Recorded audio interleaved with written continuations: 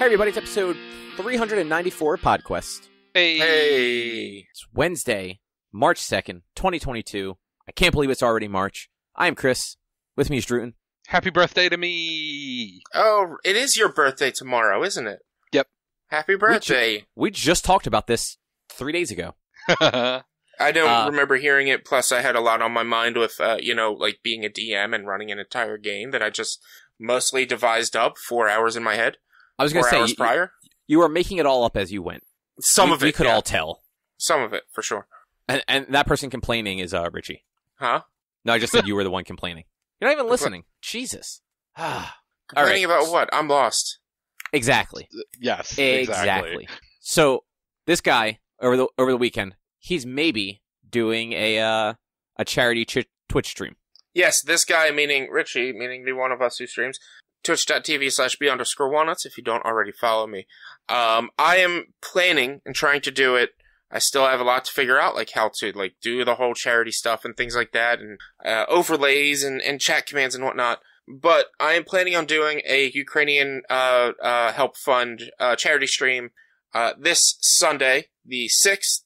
If I don't get it this Sunday, I'm going to go for next Sunday, which is the 13th, right? Yeah, that's 6 plus 7. Is going to be a stream marathon or a streamathon. Looking to start around 11 o'clock Eastern time, probably end around 10-ish, 9, 10, 11 o'clock Western time, or not Western, Eastern time. But probably around 9-ish. Did you really just get confused what coast you were on? No, I don't know why I said that. I don't know why I said Western time, okay? It's just, I don't know. Don't. It's been a week, okay? It's been a week. But, I plan on playing City Skylines. And so, anybody who wants to come and watch, I will let you know for sure by at least Friday, if I'm definitely doing it on Saturday. I've already tweeted about it, and I didn't get a chance to put up an Instagram or Facebook post about it, but I'll let you know for sure by Friday if I'm doing it. If you want to come watch, if you want to come donate, please come donate. Donations will help me build my city. So you donate $1, you get to name a street. You donate $5, you get to name a city district. You get to plan the policies or something, things like that. You help me build the city by making donations, and all these donations are going to go to I have not decided the charity either. I have to look into that. But a Ukrainian help fund, not necessarily going to the country of Ukraine itself, which you can donate to. They need it. They need the help, but it will go to a help fund to help the people of Ukraine because fuck Russia. Now, fuck the Russian government. Most of the people in Russia are actually also against this. Yeah. So, and that's Russian citizens were actually protesting in Moscow, which is a federal offense that can land them 2 years in prison, in a Russian prison. Yeah, so fuck the Russian government, fuck Vladimir Putin.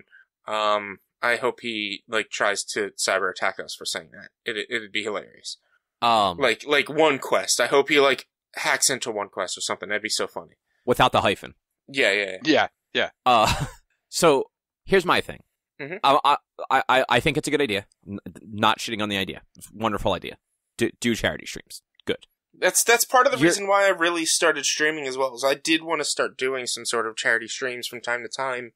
I always have an issue with thinking of the charity to do on Facebook during your birthdays and whatnot, and I always want to try to give more, but I don't really have a lot to give. But if I can get a community together to help give, that's a lot of what I started streaming for. Now, but here's my thing. I get sort of a suggestion, sort of a criticism. Constructive though. Mm-hmm. You're offering up donation incentives. Yeah. I mean this in the nicest way. You're offering up the lamest donation incentives. I watch a lot of charity streams. I've donated to a lot of charity streams. You know what gets people donating? Funny bullshit. Eat a ghost pepper. That'll get somebody to donate a lot of money. I mean, look, I am not against doing some of this stuff, but what I'm if you have a incentive to offer to if you want to donate to this cause and to my stream, and you have something for me to do, I'll ask you to make an offer. I've seen charity streams where my buddy Tim, who does Brose, he also does the Tuesday streams with me. He does yearly now a Hot One stream, And so people will donate extra money for him to, like, oh, do this next one without drinking any water, or do this or do that. Like, I mean, one of them, it was take off your shirt. And he has no shame, so he took off his shirt. Like, but I've got my limits. I've got shame. So, like, I do. I mean, I know, I'm a streamer. I'm selling my soul to Twitch, but I do have shame. Come on. But so, here's the thing. The most successful charity things that I watch, and, like, I watch a bunch of, Extra Life, Games Done Quick, all that stuff. It's not just people throw out, like, I'll give you $20 to do this. It's, if we raise $500, I'll do this thing. If one person donates this many dollars, I'll do that thing. Like, you know, like, you just kind of, like, set a goal of a thing that you will do when that goal comes up. And it doesn't have to be, like, you don't have to take off your shirt and do, like, the truffle shuffle. You just have to, like, you know, eat some hot peppers, pie yourself in the face. Like, something, like, you know, goofy and funny that isn't necessarily, like, embarrassing. I mean, I could definitely figure some things out like that. Like, this would be the first thing I've ever done of this nature, which is why, so, like, my incentives right now are very minimal, but it's based on the game. And so, like, I mean, yeah, Cobb, you were saying earlier before we started recording, like, why not switch through the games throughout the day, and, well, somebody donates maybe if we reach a certain amount of money, I will switch to a different game, play a different game. Maybe involve other streamers or other people to come play certain games with me and stuff as well. Like, there's ideas in the works. This was a very quick thing. It's not like I was planning a charity stream for the last 2 months because, you know, Russian government decided to be assholes like a week ago. And so it's kind of just like, I'm kind of throwing it together sort of last minute. So there's just things in the works and things I want to do. It's just not something I've had a lot of time to prepare for because this hasn't been going on for a long time. Also, let's be honest, you're a procrastinator, and you're going to prepare for this whole thing the Sunday morning of. I mean, I've been looking into things and trying to research how to do like the charities and things like that, and to take in donations because I don't want to do it through Twitch because that means I have to wait until my payouts in order to be able to donate and stuff. And like, because like you can quote donate through Twitch by giving bits, but that's like each bit is essentially like maybe 30 cents or 3 cents or something like that. And, they still take 70% of that or something like that. It's stupid. So like if I'm going to take donations, I have to set up a donation link or have it go like directly to my Venmo or my PayPal or this or that or whatever so that I can send the donation in afterwards. And then I need to figure out ways to tracking it. I do want to do like some sort of giveaway as well. I'll be 100% honest. It'll be Funko Pops because that's what I have a plethora of. But it's still, it's a giveaway. It's a thing that you might not already own. Did Eric take all his Legos home? He did. He did. He absolutely did.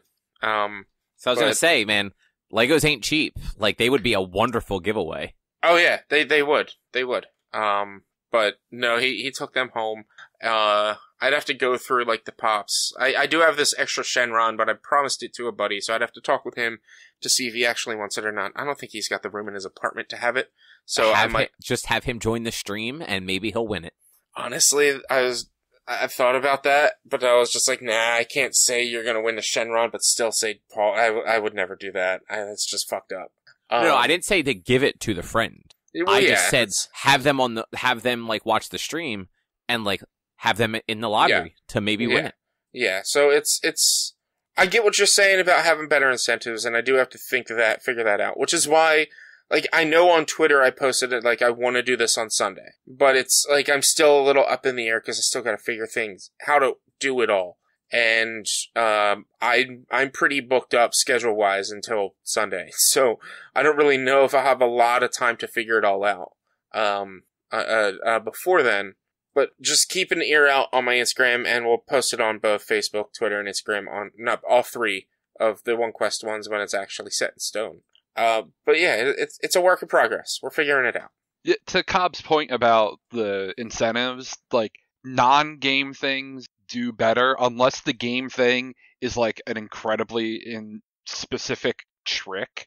Like oh, well, let's have a donation to do this clip in a Mario 3 run or something like that. Like, Yeah, like that's what GDQ stuff is. A lot of like their incentives are unlocking games, like they'll have like bonus games, or like unlocking like specific strategies, like having to do a thing that you normally wouldn't do in a speed run, and then still try to come in under estimate. yeah. But then, like, if you watch a lot of like the like extra like live streams, like they generally aren't doing anything game related because they're just kind of like cycling through games a lot of times. Mhm. So it's a lot more of like just goofy shit. Like MinMax, when they did theirs, they did it with Game Informer, and one of their goals or like one of their incentives was like if they hit a certain amount, or if one person donated a certain amount, two of the guys would shave their heads. Mhm. And like they both had very long hair, so it was actually like, you know, it's kind of like you. Like you have long enough hair that like if you put an incentive to shave your head, that's a big change. It is, and that's the thing. Like I'm very precious about my hair. I am. It'll grow back. No, mostly because most of my family is bald or balding. I'm very precious about my hair. Like I go. It was also during a pandemic, but I went a year and a half before I got a haircut between September 2019 and April 2021. A year and a half. And I haven't gotten my haircut in a year because I like having hair. Well, so maybe you do an incentive to shave your face. No, because I'm not looking like a child. I'm not like that's the thing. Like I'd be willing to do some things, but like. No, look, I didn't say you had to like clean shave, but like maybe you give yourself like the mutton chops, like just like you shave all of the front and you just have like two massive like mutton chops. Maybe like that would be. I don't know. Listen, it's been so long since I did any sort of beard cleaning that like not beard cleaning but shaving. And I don't even know what I look like under my beard anymore.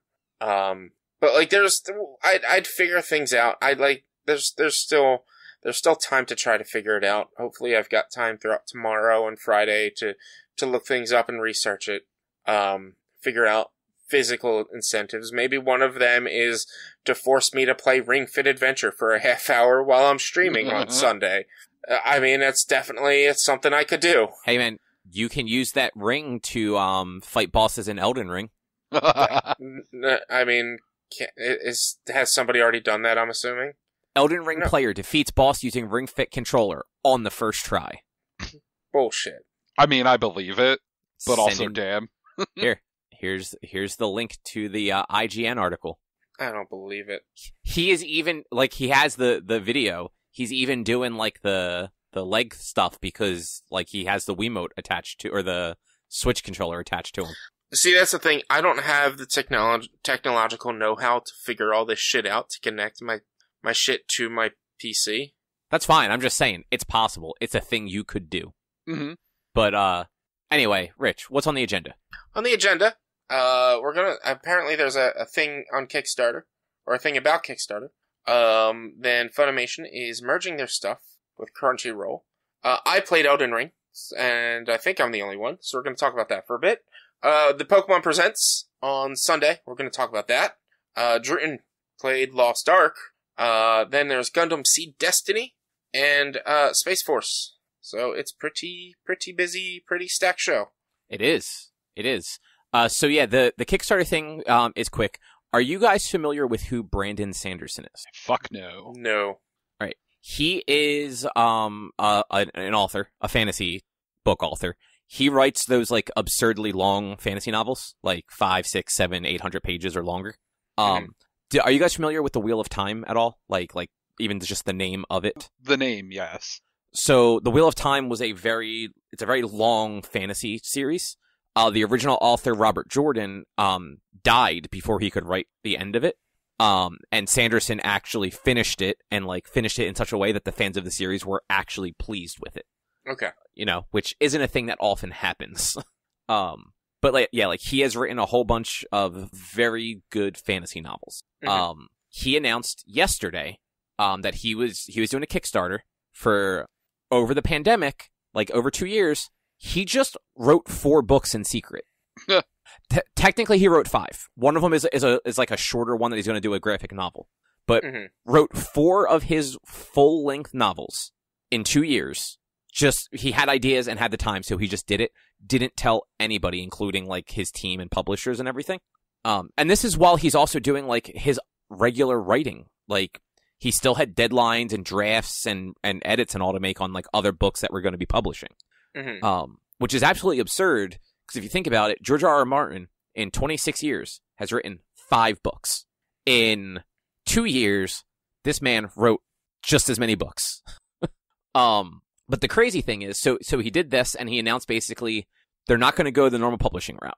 He's actually going to just crowdfund them on Kickstarter so that people can kind of get them however they want directly in almost like a book club fashion.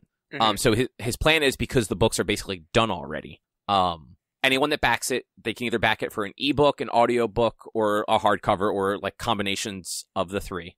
And you'll basically just get one book every 3 months for an entire year, starting in like the beginning of 2023. That's so cool. that gives them time to like actually print the physical books and do the recordings and all for the ebook or for the audiobooks. And then there's also because he liked the idea of doing some sort of like subscription box. He's also got options on here to actually like, in the 8 months that you wouldn't get a book, to just get like a care package of like swag and stuff like that from like his other books and things, like t-shirts and like signed books or whatnot. Mm-hmm. He has, at this point, this just started yesterday, made over $17 million on this Kickstarter Jesus. in one day. That's insane. Yeah, it is apparently, so it's got 29 days to go still. Earlier I saw like a little news thing that it was the second most funded Kickstarter ever, and it apparently actually hit a bunch of records for like how quickly it went up. Like, when I first saw it yesterday evening, after it had only been up for like a couple of hours, it was already at $10 million. Mm-hmm. So like, it's insane. Like, that's just absolutely insane. Yeah. That's bonkers.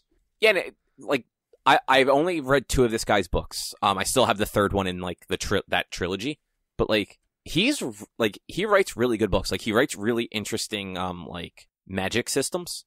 I forget if I ever talked about it on here, but like, the books I was reading, the magic is all metal based. So like, either people can or can't do it. It's not like a thing that you can learn to do. You're either born with it or you don't have the ability at all. But you basically like, they swallow like different types of like metals, like iron or zinc or bronze or gold or what have you. Like usually like shavings of it. And then they can use that to do something. Some of it's like an internal, like they can affect people's emotions, like either like make an emotion go away or make an emotion like pick up, like either make somebody who's already kind of happy even happier, or just take their happiness away. Or they can like push and pull on like external metals to like throw themselves or other people like through the air, or like pull things to them. So like it's really cool, and like it's got a lot of like versatility the way he writes it. Yeah. But like, I can't imagine like somebody doing 4 books like that in 2 years. Mm-hmm. Like, I mean, if you're not doing anything else. But like, he was still doing his normal stuff too. He didn't have to travel, so like he just wrote 4 extra books. Mm-hmm. Like, I don't know, it's wild. Yeah, I mean, it's wild when you see some of these things like get big on Kickstarter that you might not have been expecting. Like, there's a YouTube channel called Viva La Dirt League. It's a bunch of people from the UK. They do short, like less than 5-minute nerdy comedy stuff. Like, I don't know if you've ever heard of Epic NPC Man. Nope. Or one of their shows is they work at like a tech store, like an electronics store or whatever. And they recently started a Kickstarter that they were only asking for $100,000 to expand into a bigger studio and a bigger warehouse so that they could record more often and better and bigger content. 8 days left. They're at 1.4 million. Nice. Which I'm just like, that's like, I love this channel. It's great. I have been thinking of kickstarting it and putting some money in. I mean, it's to get a shirt is $250, which is I'm not gonna do that. But like, you can get your name on a wall in their new studio, and it'll stay up there permanently for $100 or something like that. Like, they've got some good incentives, but it's just like, I like this studio, and but it blows my mind that like they're only asking for $100,000. They've gotten that 14 times over. Yeah, like stuff like that is always insane. Like this book one, their goal was 1 million. Yeah. And yeah, they are. It's one of those Kickstarters where like I've had it open in a tab and it just keeps auto refreshing and the numbers just keep going up like by the 1,000. Yeah. Like it's weird. It's weird to see. Yeah. Well, But, it's even with like when Critical Role did their Kickstarter, it was. Oh yeah, like theirs was huge. Yeah. What did they end it at? 11.3 million at 88,000 backers. Yeah. Yeah. Do you know what they were actually trying to get? 750,000. Okay. Yeah. So they went well over what they were trying to get. Yeah. Yeah. I mean, that ended up turning into a full season of a thing instead of just a few episodes, and then they got picked up for a whole nother one by Amazon. Well, yeah, so the Kickstarter, if I remember correctly, the Kickstarter was just for 12 episodes, and then Amazon picked up an additional 6. They didn't. That show wasn't 18 episodes. It was only 12. I know. Or maybe it was more than 6 then. But it was that they split it up into the 2 seasons. It was 12 and 12, so 24. So it was initially, let's see, 44 minutes more of it. So let's see, it's 1, 2, so 1, 2, 3, 4, 5, 6, 7, 8, 9. So plus the original series. I just brought it up. 3. So 12. No, Rich, I just brought up like the Wikipedia on it. The Kickstarter was for the first 10 episodes. Yeah. Amazon then added the extra 2 episodes to it and also renewed it for a second season. Before it even aired, before it was even finished. Yeah, like I don't think that had even really gone into production because it was in 2019. Yeah. It was in November 2019 that they did that. Yeah, so they ordered an additional 14 episodes because the next season is going to be 12 more. Yeah. Yeah. It's insane. Yeah. Every once in a while, Kickstarters are cool. Sometimes, more often than not, though, they're not. I know, that was such a good series, man. But congratulations on this dude and his books. Yeah, like it's just that's a lot of people backing. Yeah. Holy shit. So the other little bit of news was it was Funimation related. So I don't know. Do you guys remember like a while ago, Sony announced that they had purchased Crunchyroll, and you could then have Funimation and Crunchyroll like would have similar content. Mm-hmm. So they now yesterday announced that they are putting all of the Funimation content to Crunchyroll. So the Funimation platform is going to cease to exist. Which is like probably a good thing because Crunchyroll is arguably the better app and platform. But they're doing it in the most Funimation-ass unreliable way they possibly could. Of course. So they're not ready at all. In their like FAQ, like one of the things is will like your queue and watch list carry over? I'm like, not right now, but we're working on it. It's like, well, there is obviously no reason to do this. Like you're just doing it now because you can. Why not have waited until like you actually had this shit ready to go?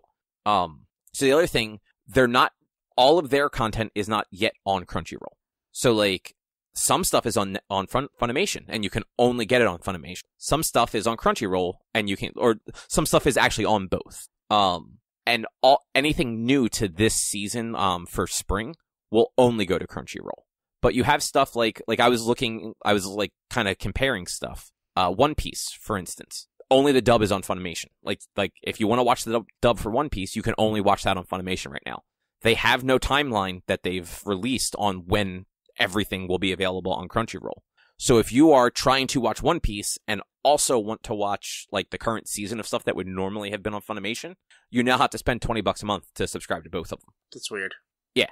Like, it's just, like I said, it's the most Funimation half-assed bullshit I've ever seen. Mm-hmm. Like, in the long run, it's great that they're going to just end that platform, because that platform has always kind of just been garbage. Yeah. But, like, they're doing it without all of their shit being ready. Like, why they didn't wait until all of their stuff was on the Crunchyroll backend and they could have just hit publish is just the dumbest fucking thing. Because at this point, like, they can't just turn off Funimation. They have to wait till all the content's over. Mm-hmm. Yeah. I don't really use those, so I don't like really have a comment on it. I don't know. It's ridiculous that they're choosing to do it that way. Yeah, like I was going through like our Funimation like checklist, because like we don't use Crunchyroll because Crunchyroll is like 90% sub, and like Erica doesn't like watching stuff subtitled, so it's stupid to have that subscription. Mm-hmm. it's cool, like, to have, like, when they're both all on there, because Crunchyroll does have some dubs that, like, only they had, but, like, that's long term. Like, short term, it's like, this kind of sucks. Yeah, it's a shitty system. Yeah, like, they're offering a 60-day, like, trial, basically, for Crunchyroll. So assuming and I don't believe this will happen because it's Funimation and they're a fucking disaster when it comes to this stuff. Assuming they could get all of the Funimation content over to Crunchyroll in 60 days, cool. Then, like, people can cancel Funimation when the 60 days are up and just only pay for one of them. But, like, that's not going to happen. And you're going to have people that are like, well, there's 300 episode series over here that haven't been migrated yet that I'm halfway through. And then there's all the new stuff I want to watch over here. So now you're just stealing money. Yeah. It's like, all this stuff was here a week ago. You guys suck. Man, streaming platforms are just garbage at this point. Yeah, that's why I kind of refuse to get any more. Yeah, it's getting to a point that I'm just like, I should just have cable again. Yeah, like we don't pay, like, Netflix is through T-Mobile, so, like, I don't actively pay that, and more often than not, Hulu is just Bing points or Microsoft points, so that's kind of fine. But everything else, like, I keep canceled. Like, I don't use them enough to keep them subscribed to for more than a month at a time, if I even keep it that long. Like, a lot of times, like, I will 100% create like a dummy email address to sign up for a free trial just to watch, like, a season of something and then cancel it. So you're the reason why I couldn't use the email ballstits93. No, but I'm glad to know that you create weird email addresses like that. I mean, sometimes that's just the email I want to use. You were telling me that I need to use multiple emails to feed my numbers. Like, that's what I was just trying to do. Ballstits93 and have Ballchinian, the Twitch user. But, like, because you're making dummy emails now, like, that's why I couldn't use that on Google. I didn't make it on Google, though. I used Hotmail. That's what I mean, Hotmail. No, you said Google. You can't change your shit now. No, I said Netscape. Come on now. Man, Netscape doesn't do email. Oh, yeah, they had email. Did they? I'm pretty sure they had email. I don't know. I only know Netscape Navigator. I think they had, like, their own, like, operating. Oh yeah, look at that. So they have it. If you go to Netscape webpage, they have a Netscape mail button. It redirects to AOL. Yeah. Well, I think it used to be its own thing. Holy shit! Look at. I need you guys to look at this website. So we're looking at the Netscape Navigator website, or the Netscape ISP website, which apparently couldn't send for some reason. What the hell? I don't know if I want to click a link that you're sending me like that. So go to isp.netscape.com. I don't trust that. Just do it. Let's go into incognito mode. This website looks like it's from 1997, Hell but it has yeah, a 2002 copyright at the bottom. Somebody has been on this site recently enough to add a fucking 2002 copyright. A 2022 copyright. Yeah, I'm sorry, 2022. And also, there's, like, recent news on here, like the Russian siege of Ukraine. But, like, it's probably a news aggregate thing. Probably. But, like, this fucking website has not been changed since 1997. No. I don't even have to look at it, I know. And, like, has Netscape really never changed their logo? No, they definitely have. They have updated versions of the logo, not this weird early 2000s one with, like, the shine on it that looks slightly embossed. Like, this is the shit they used to have us do in, like, the Photoshop class in high school. Like, that's not what logos look like anymore. Logos now are, like, clean and flat and usually, like, one or two colors. Ugh. This is just a nightmare. I hate it. Ugh. All right. Well, that's enough of me complaining about stupid shit Funimation did. Rich, do you want to talk about Elden Ring? Bros. So, let's talk about Elden Ring. All right. First can I tell you something real quick? Yeah. I tried Elden Ring. Did you? Yeah, I'm very bad at it. I mean, so am I. No, like, I mean, like, I can't figure out how to get the horse. Like, I know how to get the horse. I can't find a thing to be able to get the fucking horse or level up. What do you mean? You have to get to the point where you unlock the horse. I can't find any more of those little fucking, the bonfires that aren't bonfires. Where was the last bonfire that you went to? So the only point of grace. Yes, thank you. That's what they're called. Other than the one that's inside the, like the opening, like, cave, where, like, if you jump down, there's the one outside of the tutorial dungeon. Yeah. And then there's the one when you're going towards the elevator. So those two don't count to your total. I got the one right outside of, like, the temple, next to the guy that tells you to go to the castle. Yep. And I got one right outside of a cave that has a bunch of wolves in it. Can't find another one. Did you go to the church and meet Santa Claus? I don't know where the fuck the church is. Did you go straight outside of the cave of... No, then the man on the horse fucking just destroyed me. Circle around him! That's not a 2D platform! I did circle. I did circle around him. I ended up in like some. It wasn't a church. It was like it almost looks like it used to be like some sort of town or like outdoor market that's like all run down and all. It's got a bunch of guys patrolling. You went past the church, but there's also one there as well next to the gate, because the path that it directs you right at the beginning, and we'll get into this. Once you leave the grave of the Tarnished. Take the elevator up, you get that first one, it's right there, you talk to the guy, you have the tree sentinel walking around, you just have to walk maybe 40 feet to his side. You just don't cross his path, and you're good, and you just go straight. And there is a destroyed church with Santa Claus in it. You will understand why I'm calling him Santa Claus when you meet him. You talk to him, he gives you the things to teach you how to upgrade your weapons, and there is a site of grace right there. Then you go to where all those enemies are that you're talking about, that's the encampment on the road. And to the, coming from the church, coming from the grave of the Tarnished, on the, left side, there is the gate. A large gateway that goes into a valley. There's a site of grace there. Then, you have to go through, this is where I unlocked the horse. You go through that, which you have to fight a giant and a couple of, normal-sized enemies, if you can make it through that. You then go up that way, and there's a site of grace right next to an herb tree sapling. That's where I got the ability to level up and get the horse. Yeah, so apparently, like, I looked this up because I just couldn't figure it out. You have to hit 3 sites of grace in the open world. Okay, so no matter what your third one is, your third one, the lady will come explain to you how to level up and then give you the horse. Mm-hmm. So, there is the church with Santa Claus. There's one. To the left of the gate, there's 2.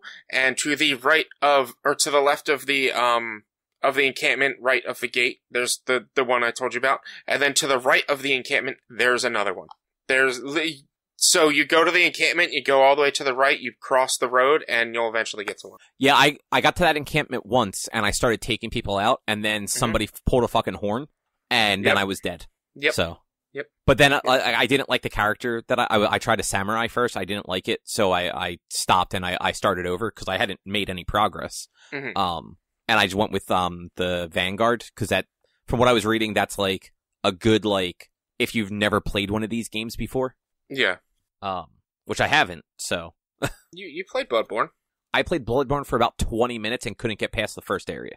Well, at least you got past the first area this time. That's fair. I completed the tutorial dungeon after I found it. I didn't find it till my second playthrough. Same here. But here's why. You know how there's all those little messages on the ground? Yeah. I can leave a message, you can leave a message, anybody can leave a message. And 9 times out of 10, they're a troll.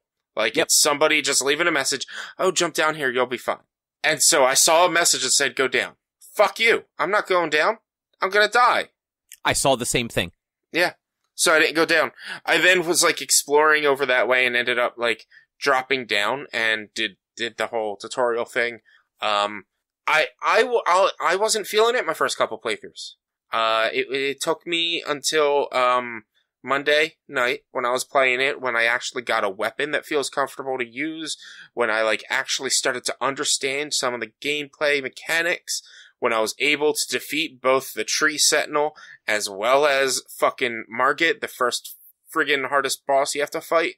Like, once I was able to get through those, it actually started to click with me, and I'm having a little bit more fun. Is the Tree Sentinel the guy on the horse when you, like, with the gold armor? Yes. Okay. I'm almost level 30. So, like, that's apparently, and this is something that I feel they did very poor. The further south you are, the easier the world is. Yeah, no, I actually, so, I mean, Drew will know who I'm talking about. Patrick Klepek of Waypoint. Mm-hmm. I want to say it was Waypoint Radio, he talked about that, and then he was actually tweeting about it the other night. I saw the tweet. Yeah, that, like, he went south for, like, 10 hours, was doing way better and then returned north and was able to get through the boss that he just couldn't beat. Yeah. And so apparently, I mean, there's a few, I encountered a few enemies that did kill me in one hit, I think. I thought I had full health, but I might have had been low on health. But for some reason, they start you in the middle of the map where it's the fucking hardest. But if you go down south beyond the ravine, which it's kind of hard to get down there, since the one bridge that crosses you there's somebody on a ballista. So you either need the horse and just rush across, or you need to jump over the ravine, which can be kind of a pain. But if you go down south, it tends to be a little bit easier down there. A few little tips.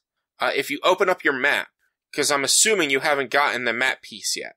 I haven't found the map piece, but I know you can put the markers and stuff on it, which I've been doing. Yeah, so when you open up your map, you'll see a little beacon, kind of obelisk on there. Those little beacon obelisk things are where you get the map piece for that region.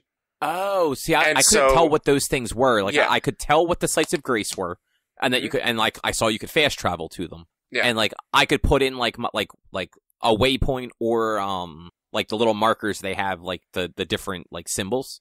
Yeah. But otherwise my map is kind of just blank. Yeah, so I found that out when I was playing on Monday, because I was just like, ooh, what does this mean on my map? And I went to it and I got my second map piece. I was like, oh, that makes sense, because the first map piece is in that encampment that you encountered. And that encampment is a pain. It is very much a pain. You have to be very stealthy at lower levels, and then still you might have problems with the quote boss of that area, which is a heavy knight with a lance. He has a big ass fucking shield and a heavy lance. He does a rushing charge attack. Your best bet if you were to go try it again or play it again, stealth and kill everything else and say fuck it to that guy, but try to get the map. And then, like I said, to the left and right, on both sides of that encampment, there are sites of grace. So you should be able to get the horse from going to the church that is directly ahead of you when you leave the grave site, as well as on both sides of the encampment. Yeah, I was going to say, if I can find this church, that'll probably get me the horse, because I have 2 other sites of grace. It is literally, I'm seeing it in my head. It is literally when you load up in that site of grace just outside of the camp, outside of the graveyard. There is a destroyed church right in front of you. This tree sentinel walks back and forth between where you are and that church. So just make a large, pretty much go. There's a clear path, not beaten down path, but there's a clear no trees, no rocks pathway to the church to the left of the site of grace that will keep you away from the tree sentinel, and you don't have to fight him. You just go right up there, and there you meet Santa Claus and your first site of grace that you're supposed to encounter. Oh, okay. Yeah, because the first time I left the graveyard or whatever that is, I kind of went left-ish, and I hadn't really noticed the guy on the horse. Mm-hmm. And then I got a little ways out, and I stopped, and I was looking around trying to figure out what to do. And then all of a sudden I turned around and the music cued, and I got the tooltip that this fucking thing was about to murder me. And then he immediately murdered me, and that was that. Yeah, so then every time since then, I've just gone to the right, because it's much easier to skirt around him. And I've definitely gotten I've gotten much further out than that then. Because there is a cliff, if you go straight back essentially. Yeah. And there's a cave there, and if you follow that, there's a site of grace right in the entryway of that cave, and then there's a dark tunnel that when you get to the end of it, you're on a little ledge, and there's a ramp to the one side, and if you look down, there's a bunch of wolves, and if you can kill all the wolves, there's some stuff to gather down there, and then if you go to the right, there's actually a one of the mist walls that leads you into a boss. I have not gone into that yet because I don't know how tough that boss is, and I'm not really in any position to be fighting bosses yet, because I'm still trying to get the hang of just moving. Trying to think. You might cave wolves. That might be the guardian, which is a very easy boss. If I'm thinking of the right location, it's essentially, I can't remember what it's called, but it basically looks like a cat, and it's a cat, but it looks like a statue, and it's holding a sword, and its movements are very, projected, and all it does really is jumps and slams down with its sword, but it jumps really slow and lands really slow. It is a very easy boss. Yeah, I'm still trying to get used to the combat. Like, it took me 4 tries to beat the wolves, which was a huge bummer because I lost all, like, I had like kind of like done a couple paces on like the road where the knights were. So like I had a lot of runes, and then I died to these wolves 4 times and lost them all. I mean, I get the being upset about that. I wouldn't worry too much about it because there's so many golden runes thrown throughout all of the world that, like, that's really where you get your experience. It's random to find them, but they're all over the place. Oh no, I understand that, and like I wasn't upset about it. I was just simply saying like I had gathered quite a bit, and then immediately just got destroyed by these wolves in a way where like I tried to get to the body to get them so that if I did die again, they wouldn't be lost. But then just immediately got murdered by all the wolves again. Like, the combat's not so. The combat's sluggish the way that like I'm not used to because I don't play games like that. But like it doesn't feel bad. Like it feels deliberate. Whereas like my big complaint when we were talking about Monster Hunter was like the combat felt sluggish and it didn't have like a good feel to it. This has the good feel, but it's just so sluggish that I'm not like. I'm tapping like R1 to attack, and like I'm tapping it like 4 times, and then I'm attacking 4 times. Like it's like that like noticeable delay, but that's just me not being used to. Yeah, it's you have to be in these games. You have to be very deliberate with all your button presses because if you hit too many times, you might get stuck in a combo. You can normally dodge out unless you get broken into like an attack. So. I'm running around with a hammer. I do a lot of heavy attacks, so it takes a lot longer for me to be able to dodge out when I'm doing those heavy attacks. But I've learned that if I jump and slam down with a heavy attack, I can dodge out faster, and I have better mobility, and that's something you have to learn with each weapon type that you're going to be using is what gives you the best mobility, what gives you the best guard. It can be quite difficult.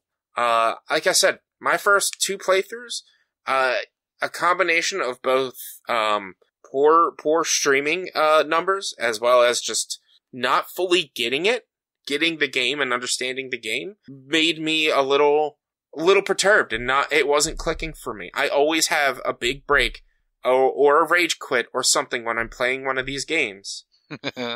And when I played Bloodborne for the first time, I put it down for 6 months. I couldn't get through the bonfire. I put it down for 6 months. I eventually picked it back up, took it slow, took my time, made it through the bonfire, and started to understand it. I played Demon's Souls on PS5 when it was the re-release, and there was a part where a dragon would always kill me because it's the Bridge of Death, and it's the worst fucking thing in the world. I rage quit that, and I was yelling and screaming at my TV while I'm playing this, home alone, and there was like 2 hours of me just raging at this part because that game doesn't really tell you that you gotta jump between the different worlds. This section is a little bit harder than the next section and so on and so forth. Or like, cause like in that one there's 5 different worlds that you can jump between when you go to the hub world. They don't tell you like, 1-1, and then 1, and then 2-1, and then 3-1 before you go back to 1-2. Like it's not progressive like 1-1, 1-2, 1-3, 2-1, 2-2, 2-3. You kind of got to jump around in that game. Yeah. And I should have taken that when I was playing Elden Ring because they guide you pretty quickly. Like right away, they guide you towards the first main area, towards the first legacy dungeon to fight the first main boss. Yeah, like that first NPC immediately says like, "Hey, see that castle up there? That's where you want to go if you're a guy doing a thing." Yeah, and it says you can follow the site of grace, and it'll point you in the direction of the boss or the closest whatever. And so like I was all right, I guess I got to go that way. So my goal was to like get the horse and unlock everything that like are the main aspects of the game before I actually try to, like, explore. Because I wanted to be able to summon, I wanted the horse, I wanted everything. So I figured it's story-based to unlock everything, so let me just keep moving forward. I fucking just got the bell on Monday, after 12 hours. Because it's not random, but you have to go to the church, the one that I'm telling you about where Santa Claus is. You have to fast travel there at night after you first unlock it and speak to the witch, and she'll give you the bell. I was reading something about that today. Apparently, if you get to a certain area and don't do that, you can't do it anymore. You have to actually just buy the item from a merchant in that next area. Yeah, there's eventually a merchant that does sell it, but to me it's bullshit that, like, that is one of the main things that they have been trying to sell this game on are these summons, the summoning of the souls that you could use. And they don't tell you how to get it. And that was kind of what was losing me. Is like, this game is huge. It's very wide open. It's very big, but there is not a lot of guidance. Which is very common for, like, these games. Like, these games never have any guidance. Yeah, for a From Software game, there's not often that much guidance, but also From Software is never this big. Yeah, because, like, so the only two ones I have ever even attempted were Bloodborne and Dark Souls 3. Mm-hmm. I couldn't even actually get to the bonfire in Bloodborne. I was dead every time long before I got there. And Dark Souls 3, I couldn't. I don't think I ever actually managed to do enough damage to the first boss that, like, where you start that game to realize that it had more than one, like, stage. Mm-hmm. Like, I was very bad at that game. Like, yeah, just, I couldn't wrap my head around it, and that's just how it started. So there was no time or anything to try and, like, figure it out. Like, that was where you had to figure it out at. But, like, both of them were, like, Bloodborne was very much oh yeah, no, like, if you walk into this room, this thing's gonna hop out and kill you. And that's that. Like, you're dead, and then you can pick a weapon. But, like, they don't tell you how to pick a weapon, so, like, I think I actually resurrected without a weapon the first time, because I didn't know what to do. Yeah. And it's just, to me, it's just normal game progression. The further out in the map you go, the harder things are gonna get. It blows my mind that the first thing you do when you leave, the first thing you see when you leave the tutorial area is a fucking boss that you're not ready to fight.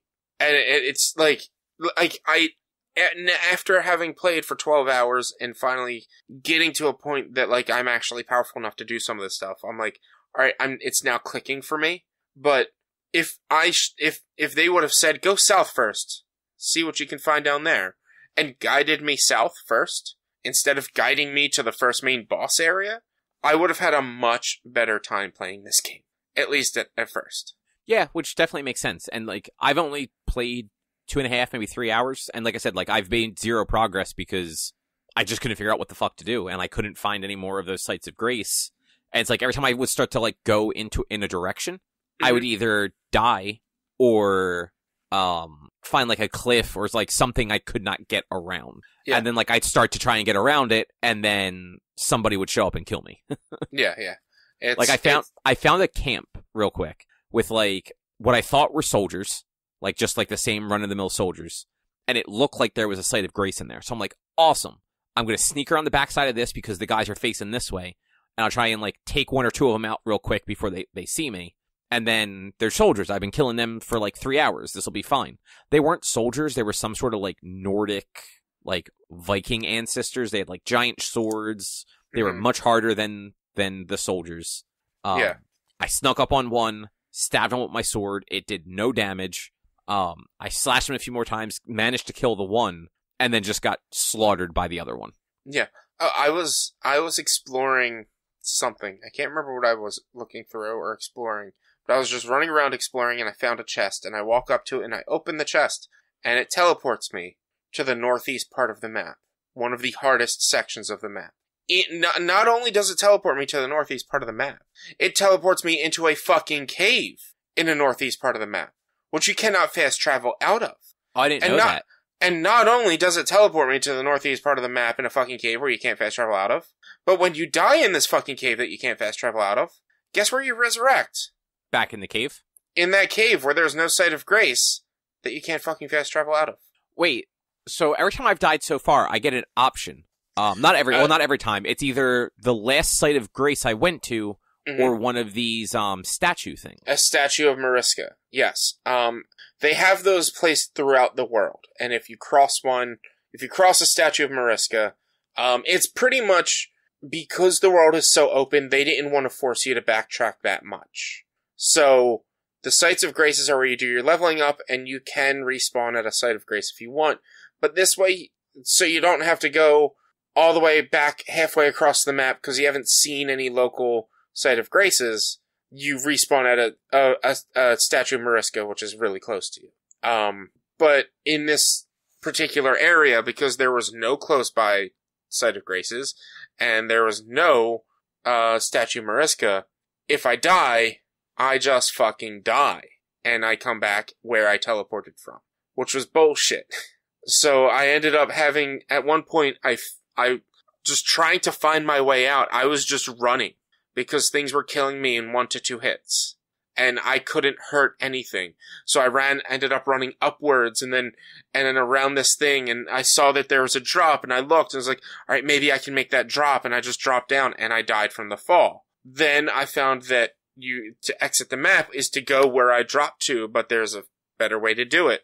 But because I died from jumping, my runes weren't dropped on the ground where I landed.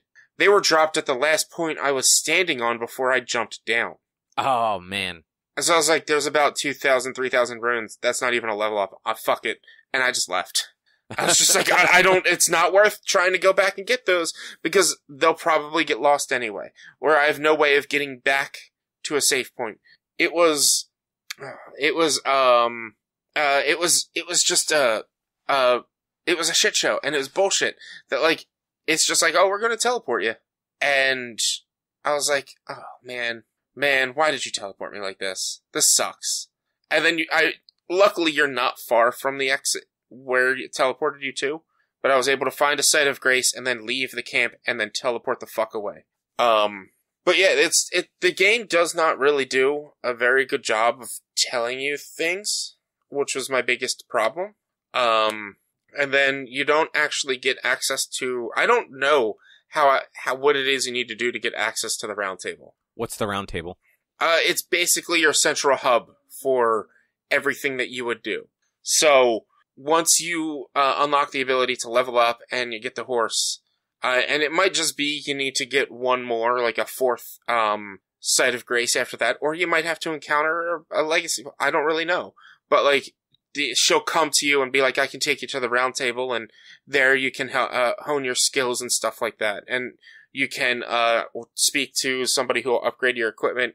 You can buy some things, and eventually when you complete side quests and things like that, the NPCs will go there as well, and they'll do things for you. You can also go... It's like a safe zone, basically. Yeah. You can also go cuddle with someone, which is the funniest and most awkward thing in the world.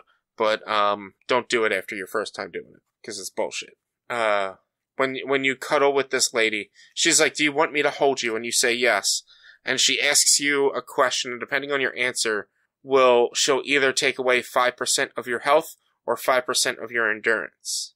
And then that sucks. But like takes it away total by giving you a debuff. But she gives you a boon that you can then use on yourself that gives you like enhanced defense or something for a minute. This debuff doesn't come off until you use that boon, and it ends. Oh, that really sucks. Yeah, it's kind of ridiculous, and I found that out the hard way. But she doesn't do that to you the first time you cuddle with her. It's only after that. Okay. Yeah. But I'm trying to think. There's a lot more exploring required in this game than I was really prepared for. Like, I knew this was going to be open world, but I did not know how open this world was going to be in a sense. Yeah, like it's almost obnoxiously open, and just because there's no guidance and no, like, there's not really like any, at least early on, there's no real quests. It's just like, hey, there's a castle. You should go to that castle to fight the boss. Like, you don't really know what else to do, and like, you don't even know how to level up or how to do anything. Like, the game doesn't tell you how to do any of this. You actually have to go out of your way to do it. Well, it's not even that you don't know how to level up. You can't level up because you haven't gotten the ability to. Yeah, well, exactly. Like you can't do anything unless you just happen to do the things that are required. Like I said, I play for 3 hours and I have not found another site of grace that I can get to. And it just happened to be that like I went right instead of left. Yeah, and that's like if they were to make those a little bit more obvious, because like I said, there are 2 next to that encampment. I missed the one that's on the right side of the encampment multiple times. I ran straight by it. It wasn't until I cleared out the encampment like the 3rd or 4th time, because I kept forgetting an item every time I did that. There's like a little catacomb that you can go into that gets you an Ash of War, which you can use to enhance your weapon and stuff. I forgot that the first time I cleared the encampment, so I had to go back again and clear it again to get into that catacomb. And then I was like, is that another site of grace? Why are there 2 right next to each other? That's kind of silly. They're like super close to each other. Why? But one little tip for you when you do go into that encampment, there are 2 giant Gothic looking carts. There are weapons in each of them. The one cart is facing inward toward the encampment where enemies are patrolling, so you have to kill a couple more enemies. The other cart is facing outward away from the encampment where there's only 2 enemies that will patrol there. If you can sneak and kill one or all the enemies around the carts, that's 2 pretty easy weapons to find. But I believe they both minimum require about 10 to 12 dexterity to use on top of a strength requirement. And that was my biggest hurdle, was I was not able to find a weapon to use I was not able to find a weapon I could properly use, because they all needed minimum 10 dexterity, and I had 9. And I'm a strength-based character. So what class did you go with? I started with Hero, which starts with an axe and a shield, and it's a decent class. It's built around endurance and strength mostly, with high health. But I ended up, the first weapon I found that I could maybe use was still a 30 strength requirement axe, which you can use at least strength weapons, probably the same with dexterity weapons as well, but you can use strength weapons 2-hand. If you don't meet the requirements of strength, it's just 1-handed properly that you need it to use it properly to have that number, if you get what I'm saying. Yeah. So, like, I wanted to use a shield, and eventually I was just, I have now given up on the shield, and now run around 2-handed with every weapon, because it makes more sense. I have not gotten a single spell, I've not bought a spell, and I just recently got my summons. So now it's, like, starting to feel a little bit better about the game. Okay. Yeah, I mean, like I said, like, I have a sword, I have a halberd, and I have a shield. I think I pick up some arrows. Like, I think I have a few arrows from somebody, but no bow or anything. Mm-hmm. That was the only thing I liked about the samurai. I liked the samurai started with a bow. Did they? Yeah. But just the movement and the attacks, there was just something, like, they didn't seem to, like, they weren't strong enough, so, like, it was taking longer to beat the enemies. Whereas, like, the Vanguard is a little more, like those soldiers that are just kind of, like, wandering and, like, patrolling and hanging out, like, 2 hits and they're done. Yeah, well, the samurai is built. Are you using heavy attacks the entire time or light attacks? Light attacks. Okay. Heavy attacks take too long.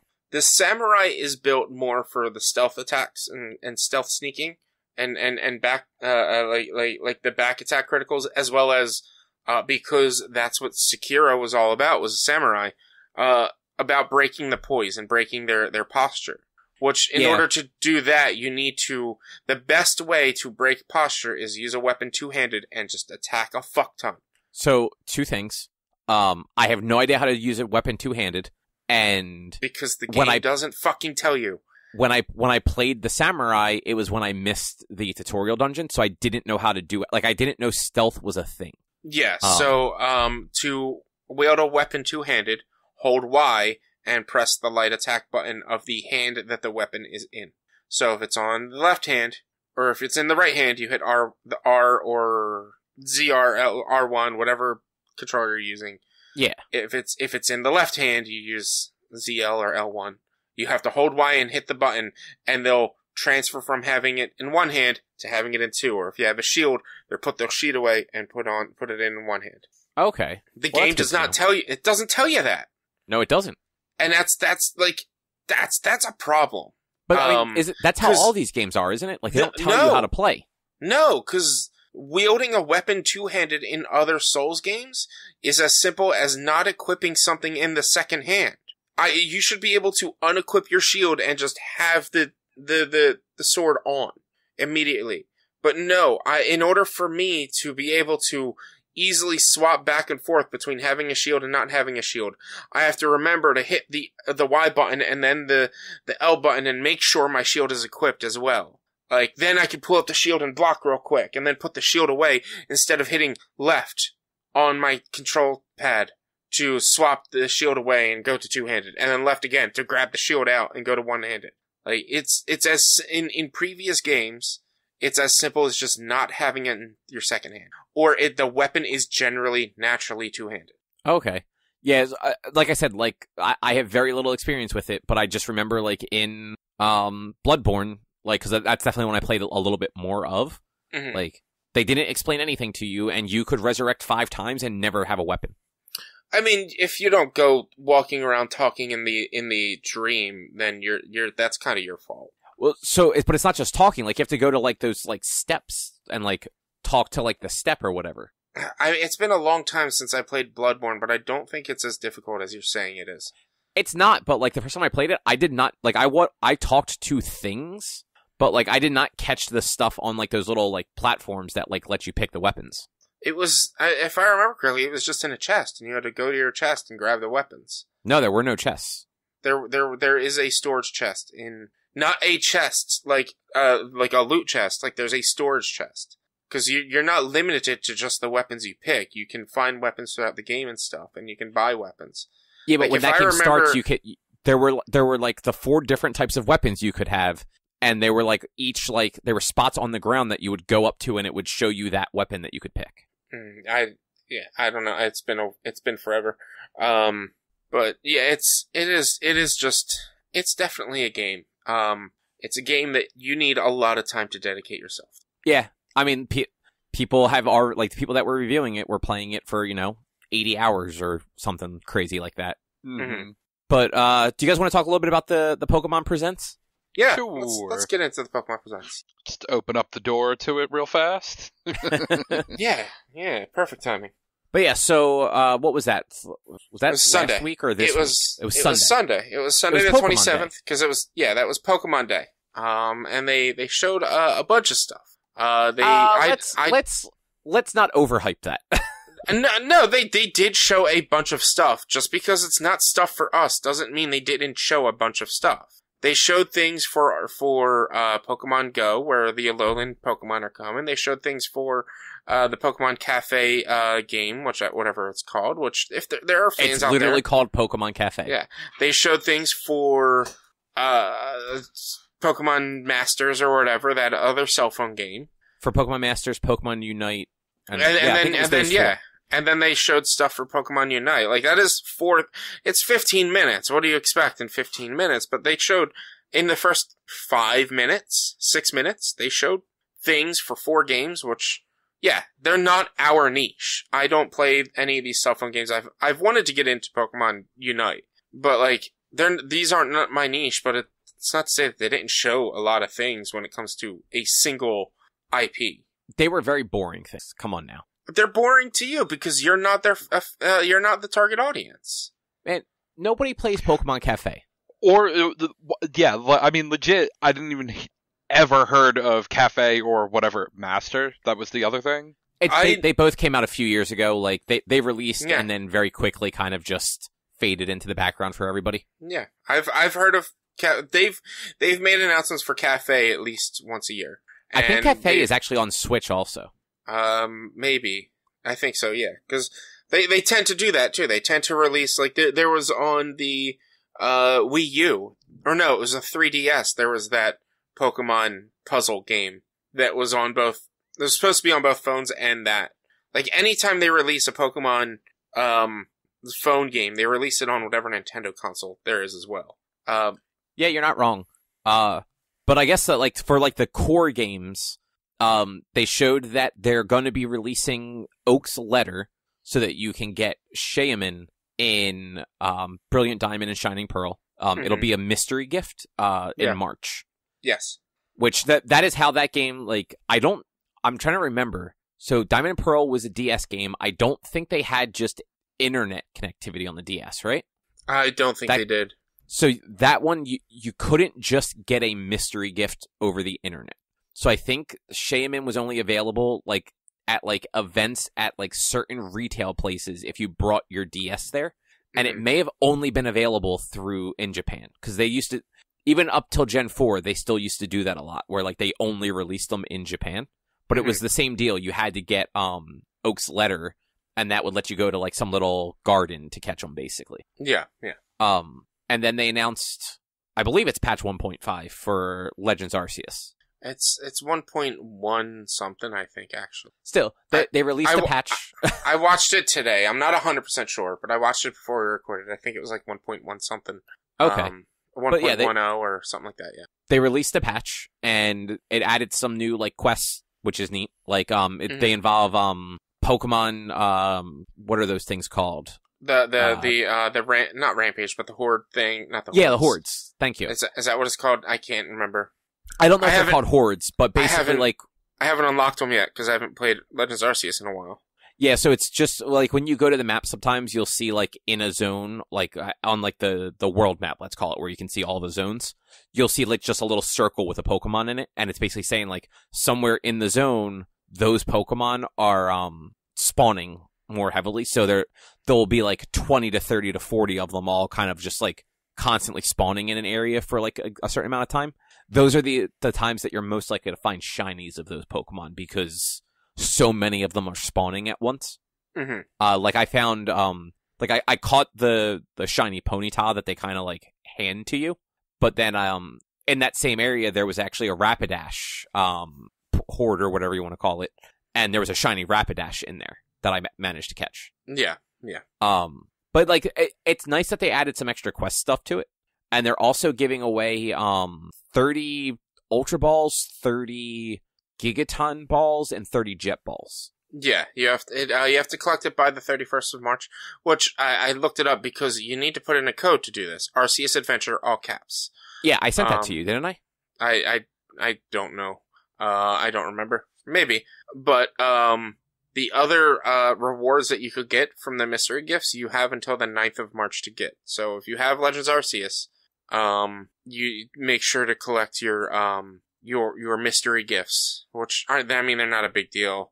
Zoroark mask, Growlithe mask, and Heavy Ball set. And then if you got Amazon, if you got the game through Amazon, there's a Garchomp kimono set. Oh, okay, I didn't realize that. Yeah, you would need to get a code to put in to get that. Right. But yeah, it's kind of cool that they added the extra quests, because there's definitely more than one that pops up. Or I missed a bunch of quests and didn't realize it, because I actually went around and I finished the stupid fucking wisps. Yeah. Which were just goddamn awful.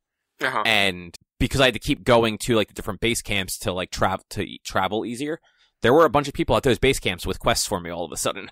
Mm-hmm. Yeah. Like maybe like 3 or 4 of them. Like, whereas like I don't think they were there before. So that's neat that they just added a little extra something to do like post game. I feel like you might have just missed them though. But possibly.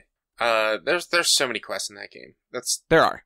It's like it's so funny how opposites Elden Ring and Pokemon are. Because Legends Arceus, there's so many quests and they show it out to you and it's really easy to see them and it's really easy to track them. Although a pain in the ass, it's still to this extent really easy to track them. Comparatively. And it's a very bright game, although not very pretty. Where then you have Elden Ring, where you just kind of have to guess if there's a quest actually given to you or not. There's no marker to tell you whether or not there's a quest there. The quest ended. That there's no quest tracking, and the game is very beautiful, although very dark.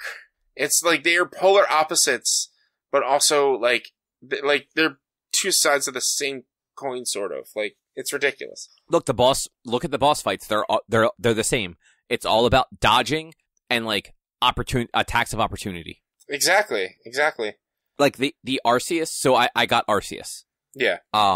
Took me 12 tries. Jeez. And like I did not fail on any of the other Guardians. The only other fight I failed was against like at the end of the game there's like a 3-part battle that I just wasn't expecting and did not have any Pokemon left by the time I got to the last part. Yeah. But yeah, like the Arceus fight took me like 12 tries to fucking like whittle him down. Is he rampaging like the other ones? So he's not like he's not glowing and stuff like that. I almost think it's like he's challenging you because he comes out of like the like you play the flute and you like a stairway to heaven appears and you walk up into Arceus's realm and it looks like something out of fucking Kingdom Hearts. And then like he appears and he summons a satchel of treats for him. And then it's the same deal of like you throwing the bombs at him to like slowly whittle that bar down. But he's got a bunch of attacks and he's got phases.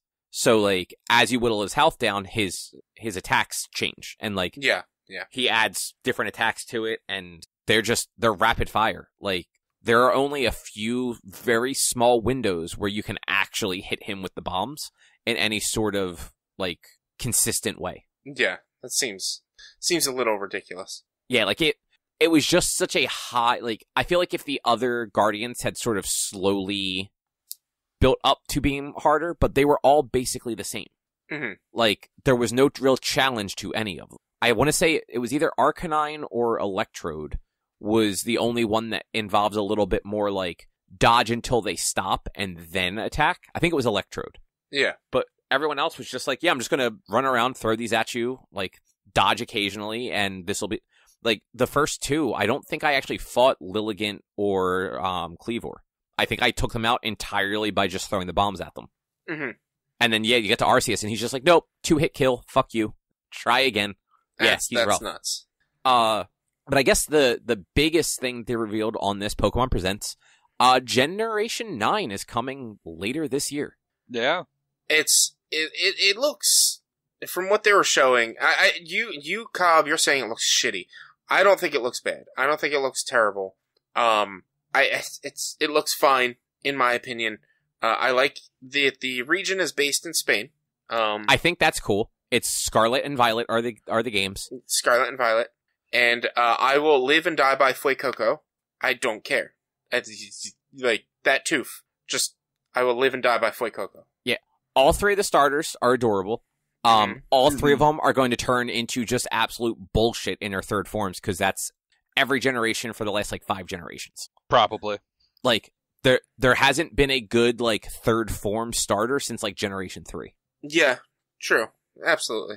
And like I can almost guarantee the cat is going to be some sort of bipedal like fighting thing. Yeah, the cat will be bipedal fighting, and Fuecoco is going to be quadrupedal.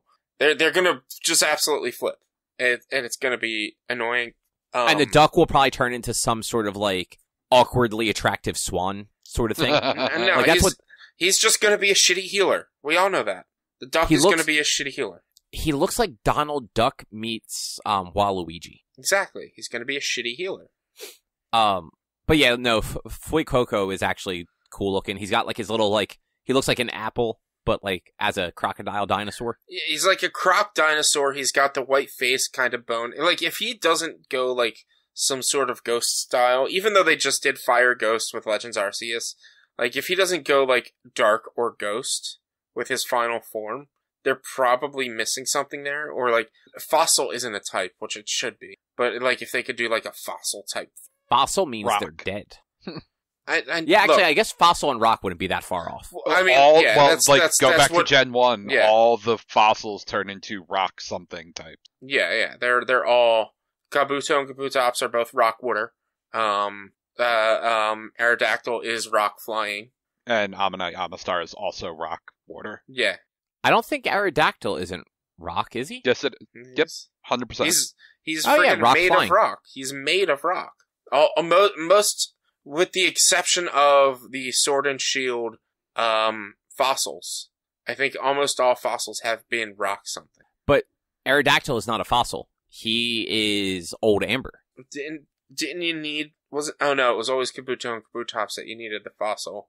Yeah, there's the get. 2 fossils you can get in Mount Moon, that you get one and the Pokefan guy or Pokemaniac gets the other. And then you get the old Amber. Once you get cut, you go into the back door of the museum in Pewter City. Yeah. Amber is also a fossil. Is it really considered a fossil? Amber is fossilized tree resin. Okay.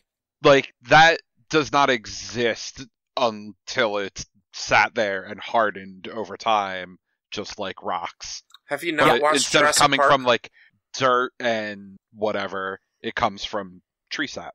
I guess I always assume, to me, a fossil is bone, whereas amber, the thing inside of that isn't preserved, but it's more DNA than rock. Have you never watched Jurassic Park?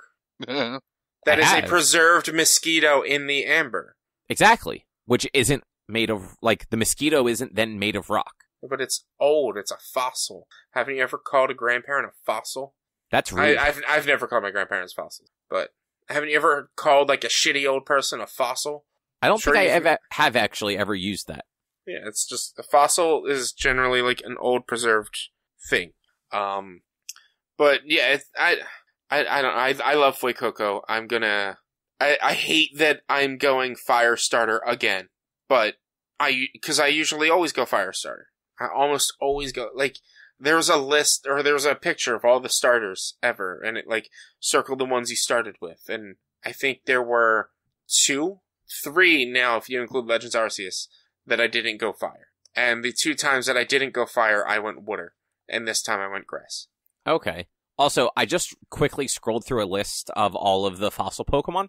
It wasn't until Gen 8 that there were no rock types. Every generation before that, they were at least half rock. Generation 8 was this most recent one where they were the mismatched Pokemon. Yeah. Which, do you know why they did that? No, why? Apparently, according to a buddy of mine, it's because since the whole region was referenced and based on the UK and Europe, and in England, apparently back in the day they would just put fossils together and say it was a dinosaur. Oh, that's hilarious. When they first started unearthing fossils, they didn't really do a lot of work to actually figure out what it was connected to or what it was supposed to be for.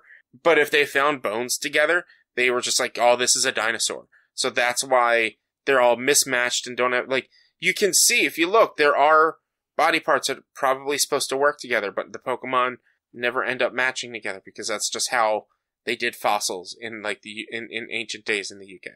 Yeah, that seems about right. Yeah. What was I going to say? Oh, yeah, this game is coming this year. Mm-hmm. And when they first announced it, I'm just that seems too fast. I feel like Sword and Shield just came out. Sword and Shield fucking came out in November of 2019. Yep. Well, holy shit. I mean, we played it for seemingly longer because of the DLC. The DLC came out mid to late 2020. So it felt like it just came out. But even then, that was late 2020. That was still going to be 2 years between the second half of the DLC and these games coming. Yeah. Which 3 years tracks for new generations. If you go back and look, it's generally about a 3-year gap between them, and there's usually 1 to 2 either remake or not spin-off, but the Platinums, your Yellow, your Crystal version sort of thing. Uh-huh. Yeah. So it's this tracks. I think it feels like so much more because you had Brilliant Diamond and Shining Pearl, and then Arceus, and then in the same year as Arceus, a whole new generation. Yeah. Yeah. Which, I think it was Tim who said it on Sunday when we were hanging out. He was or it might have been you, Cobb, who was maybe Arceus was just the tech demo for the next one. And they were this is something we could sell, so let's do it. Yeah, I have a feeling that they're definitely, it definitely wasn't a tech demo because they wouldn't have them coming out back to back, but I do think that Sword and Shield was sort of almost proof of concept for the open world. Because if you look at it, Sword and Shield was still very linear, but had the wild area. Yeah. But then the 2 DLCs were all wild area and were much larger than the wild area that the core game had.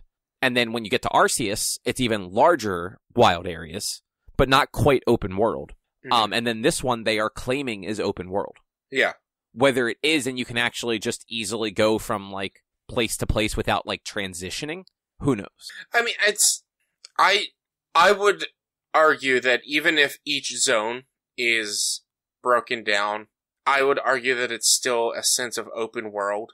Even if it has to load between regions, there's still a sense of open worldness. Like, absolutely. I more meant like the way that Arceus has it, where you have to travel back to a hub to travel to another area. Yeah, like they did that poorly, but Arceus is 100%. Well, not 100%. It's like 80% open world because you can. Yeah. Like, yes, you have this linear quest, and you can't go everywhere until you get to a certain point, but the world is open for you to do whatever the fuck you want in each zone. So it's like, it's not totally open world, but if what is it? Violet and, what's it called again? The next one?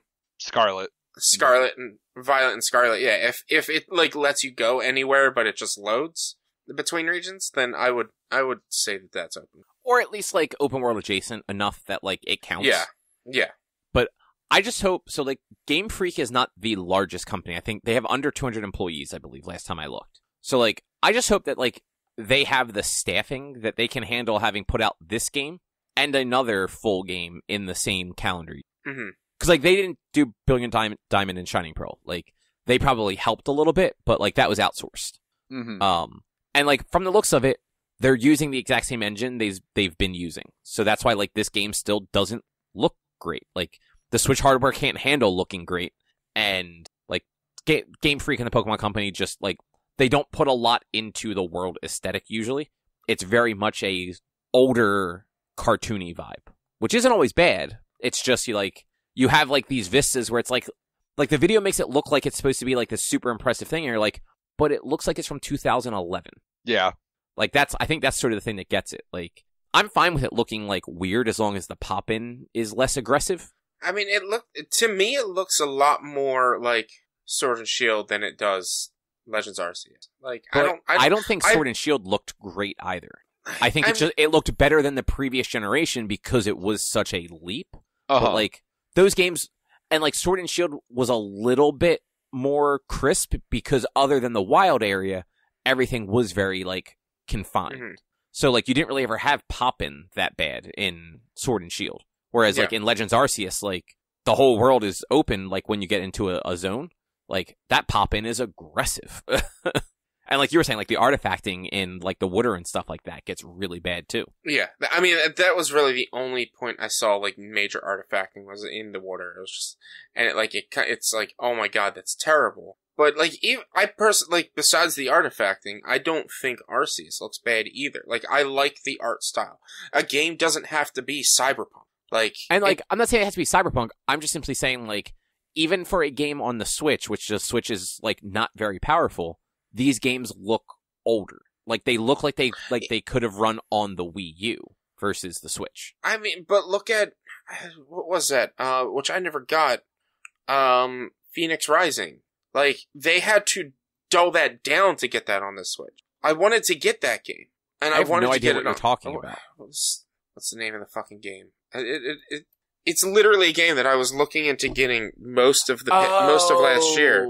I think you even turned around and said, make sure it runs fine on Switch before you get it on Switch, because from what I'm hearing, it runs like shit. If they go too far, it's going to run like shit. I do not mind if it looks like a Wii U style game, as long as it runs well and doesn't look bad. It does not look bad, in my opinion. And that's your opinion. I don't know. Maybe you're just being too picky about it. I'm not saying it's going to be a bad game. I'm just simply saying, like, it doesn't look good. Like, the visuals are not good. I mean, it doesn't look bad. I mean, it looks mediocre at best. It looks like a cartoony video game. But, like, cartoony video games from anywhere else look like fucking Pixar games at this point. Yeah, on a PlayStation or on a PC, not on a fucking Switch. Is Tales of Arise on Switch? No. Tales of Arise is a cartoony video game that looks fucking beautiful like a Pixar game. Alright, but look at Smash Brothers. You can see Donkey Kong's fur. You can't see fur on any Pokemon. They're all fucking smooth and shiny. Okay, give me 50 characters and 50 stages over an open world game with over 400 different character models. I mean, that they're different. I understand what you're saying, but, like, the Switch can do this. Game Freak can't. Like, Game Freak does not put any effort into visuals. They never have. Fuck, some of the Pokemon are fucking ice cream cones and key rings. Visuals are not what they care about. I mean, they're key rings and ice cream cones, but I don't know how to retort that. But it's just like, no, they've always had a style of cartoony, and like, honestly, I would, if they had always stuck with the top down 2D style, I would still play those games today. Like, but like they've made the jumps, they've tried, and I'm not saying it looks the best, and I'm not saying it looks the worst. I'm just saying that for what it is and for what they're giving me, it's what I expect. And I'm not saying I am saying that's a good thing, because they're not trying to break the mold and give me a game that looks like Returnal, or that looks like Cyberpunk, or that looks like fucking Elden Ring. They're giving me a game that they can release, that they know looks, that's in a graphical style that they can do. Yeah, they're a small company, which is a shock to me, because they make fucking Pokemon. But, like, if the owners didn't want to make it bigger, like, from what I've heard. Yeah, like, they are small by choice, whereas, like, they could definitely staff up and actually put out, like, a more robust game. They just choose not to. They absolutely could, but then you would need Nintendo to release a more robust system. No, I don't mean, like, robust in just visuals. I mean, like, they could release a larger, more, like, in-depth game, but they choose not to staff up to do that. Instead, they, like, let's be real. Like, I keep buying the Pokemon games. They're not different. They're the same fucking thing every time. Yep. Yeah. Like, there's nothing innovative about these games. There haven't been in 15 years. They've gone backwards, because like, they've lost innovation in their games, because they don't do puzzles and things like that anymore. And like, we've openly complained, like, me and you both love Legends Arceus, but we have complaints of lack of puzzles and lack of, like, dungeons. And it was the same with Sword and Shield. No dungeons, no puzzles, no trying to figure things out, and they hold your hand. Like, yeah, they phone. That's what, and that's part of the complaint with the visuals. Like, they know they're going to sell millions of copies, so they tend to phone the stuff in anymore. It seems like the games hold your hand. They're super easy. Like, your rivals don't even pick a Pokemon that's strong against you anymore. Like, it's been 5 or 6 generations, I think, since your rival was actually any sort of competition. Like, Gary and the one in the first, or in Sword and Shield, were actually, like, tough, because they would pick, like, your opposite. Like, they were actually there to fucking take you out. And everyone else is just like, oh no, we're friends. Like, I'm just gonna use Tailwag over and over again with my fucking little sheep Pokemon, and then heal you after every move. Mm-hmm. Yeah, I mean, like, you two are almost certainly gonna get this right when it comes out, no matter what. I'll probably wind up playing it at some point, like I did. Yeah, because I'm a Sword fucking and Shield. idiot. But I'm an idiot, and I hate my money. I'm totally with you, Cobb. Like, this game doesn't look very good. It doesn't look like shit, but it looks like Sword and Shield, which looks like a game that could have run fucking on the Wii, honestly. Or I guess really the Wii. I guess the Wii U is just a Wii that could do HD graphics, so, like, it looks like a 10, 12-year-old game. Yeah, and, like, I don't mind that if a game has, like, a style that is older, but, like, they just don't put any effort into making the games look better. Like, they're literally using the same engine they used 3 years ago. Mm-hmm. Or at least seemingly the same engine, or at least the same, like, visual renderings. Yeah. Like, I mean, if you told me these were images from Sword and Shield, like, I'd believe it. Yeah, I think, and Rich, like, I don't know if you'll agree with this. Like, I think that the only thing that this game may have going for itself, as far as, like, okay, well, it looks just like Sword and Shield, is if they put the effort into making it just, the whole thing is one kind of just big open sandbox where, like, you do just, like, the Pokemon are everywhere. It's not like Sword and Shield where it's like, all right, well, like, 2 or 3 Pokemon might show up on the map, but all the rest of them are just in the tall grass. I totally believe that this game is going to be using the Legends Arceus model. I think so too. I hope at least. I hope they fix the water shit. That was my biggest problem. The pop-in wasn't that big of a deal for me, or isn't that big of a deal for me so far. Maybe it is when I have to start catching other Pokemon. But so far, I haven't had too big of a deal with the pop-in. But if they can fix the water shit and make the water, like, not look so square, then, like, personally, as long as the game continues with the Legends Arceus playstyle, and then bring back fucking puzzles, and stop holding my hand, I'll be a happy consumer playing a happy Pokemon game. I extremely doubt any of those things. I am hoping that seeing how like the just rendering issues that Legends Arceus has, that they do something to try and like alleviate that in this one. They're definitely, unfortunately, like these games are going to like they're for the lowest common denominator, which are 8 to 12-year-old children. So like they're not going to have puzzles. They're not like they're going to hold our hands. Like that's just what these are anymore. They're never going to add like a difficulty level where you can be like, I'm in my 30s. I want a challenge. It's always going to be like, oh yeah, no, we're gonna heal you after every battle.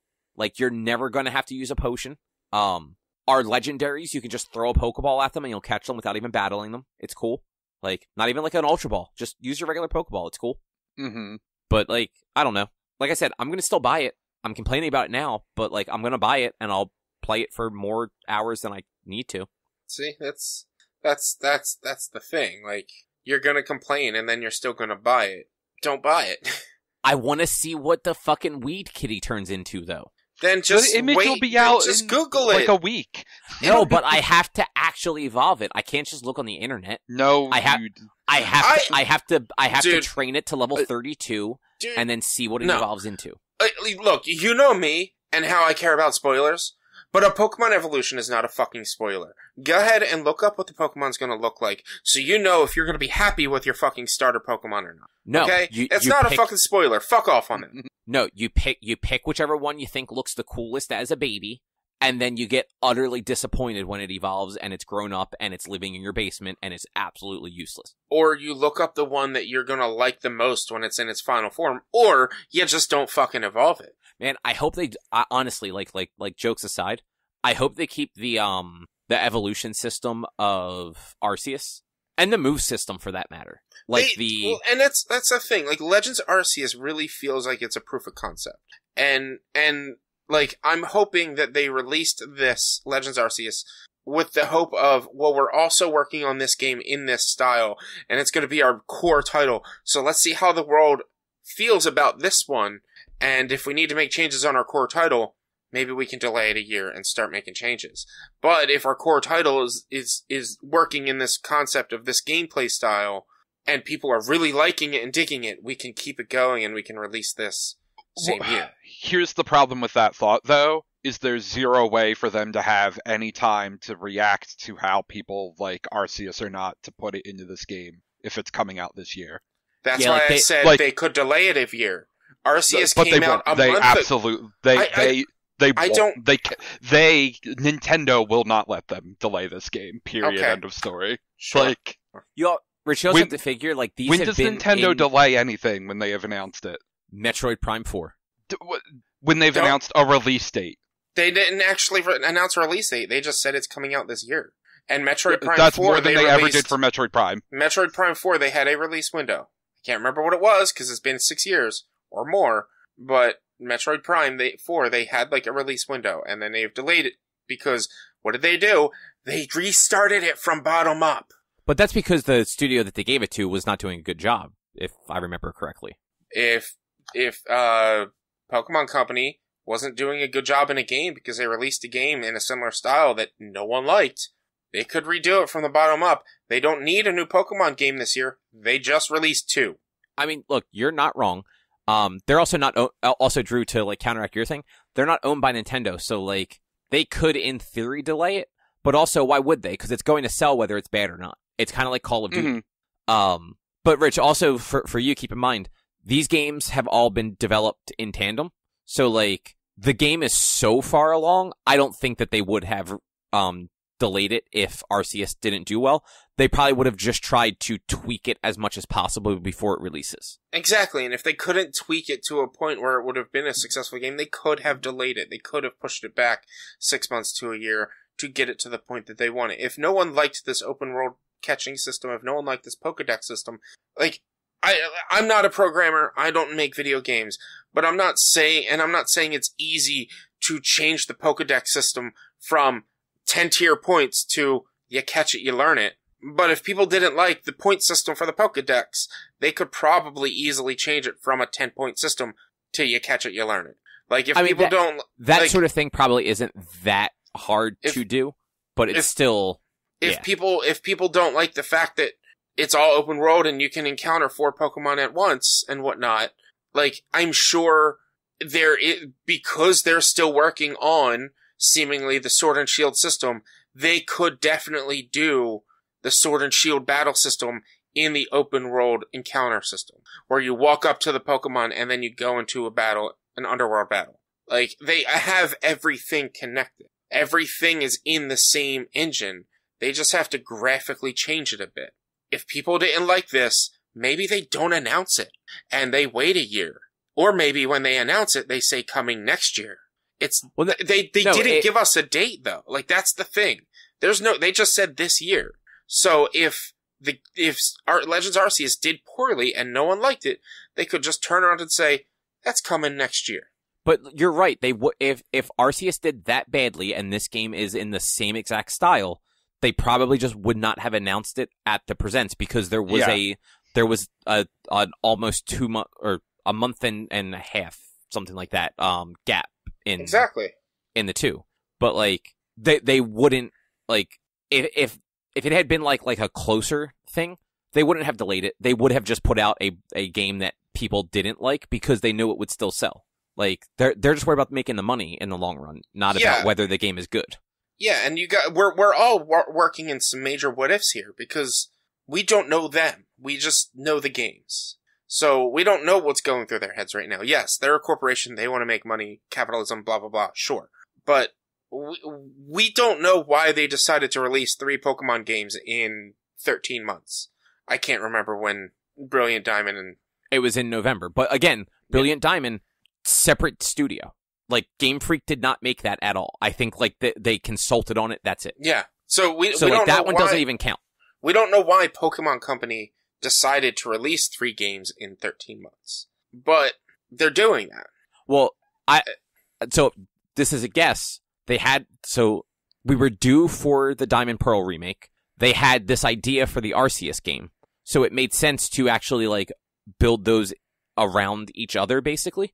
Mm-hmm. Because, like, Diamond and Pearl takes place in the same region that, like, Legends Arceus takes place in. So it's kind of like a 2-for-1 to release them relatively close together. And then in Arceus, requiring you to have Brilliant Diamond or Shining Pearl save data to get all the Pokemon is just kind of like a little, like, cherry on top for them. Yeah, but, I mean, they did the same thing with Pikachu and Eevee. No, I'm not saying they didn't. I'm just saying, like it makes sense why they would do that, especially because they didn't have to have their core team do the remake. But, like, why would they release a 3rd game? Or why would they release this next one this year? If, I think Legends Arceus was supposed to come out slightly earlier and took a little longer than they expected. I think Legends Arceus was probably supposed to come out last year. Mm-hmm. Or, like, Diamond and Pearl were supposed to come out earlier. Like one or the other. Because then you would have had, Sword and Shield would have had its year of, like, release and DLC. And then the end of 2021 would have been that, like, side game that they normally release about a year after your core game. And then 1 to 2 years after that would have been the next generation. So, like, I think Legends Arceus just took a little bit longer than they expected it to. Which makes sense. It's a very different game than, like, even though it's very similar visually to Sword and Shield, like, it's got a ton of different systems that probably took longer to figure out and to, like, balance and make work. There's something I was going to say about what the new one could potentially do, and now I forget what it is. We've been on about Pokemon for quite a while, though. Drew, do you want to talk about the Lost Ark? Yeah, right? I'll make this pretty quick because I haven't played a ton of it. But Lost Ark, it's a Diablo-esque MMO that's been out in Asia for a while. Like, I want to say a few years at this point. Is this like a South Korea? I believe so. Super popular in South Korea sort of game? Yeah, legitimately, I believe it is South Korea that it was super popular. But it's very Diablo-like, that same camera angle, though it uses keyboard a little more than, like, Diablo games do. Mm-hmm. The story is incredibly dumb and forgettable. Like, I've barely paid attention to it, but the abilities sure do let you blow up a lot of enemies real good. So, real quick, I just checked. It is in fact a game from South Korea. Mhm. It released in 2019. Yeah. It won a Korean Game Award. Yep. And then it just came out a couple weeks ago everywhere else. Yeah. Or North America and Europe. hmm But yeah, I don't know. It's dumb fun to play. Like I said, the story's ridiculous, and I barely remember any of it. But going around and blowing dudes up and watching them drop items is pretty satisfying.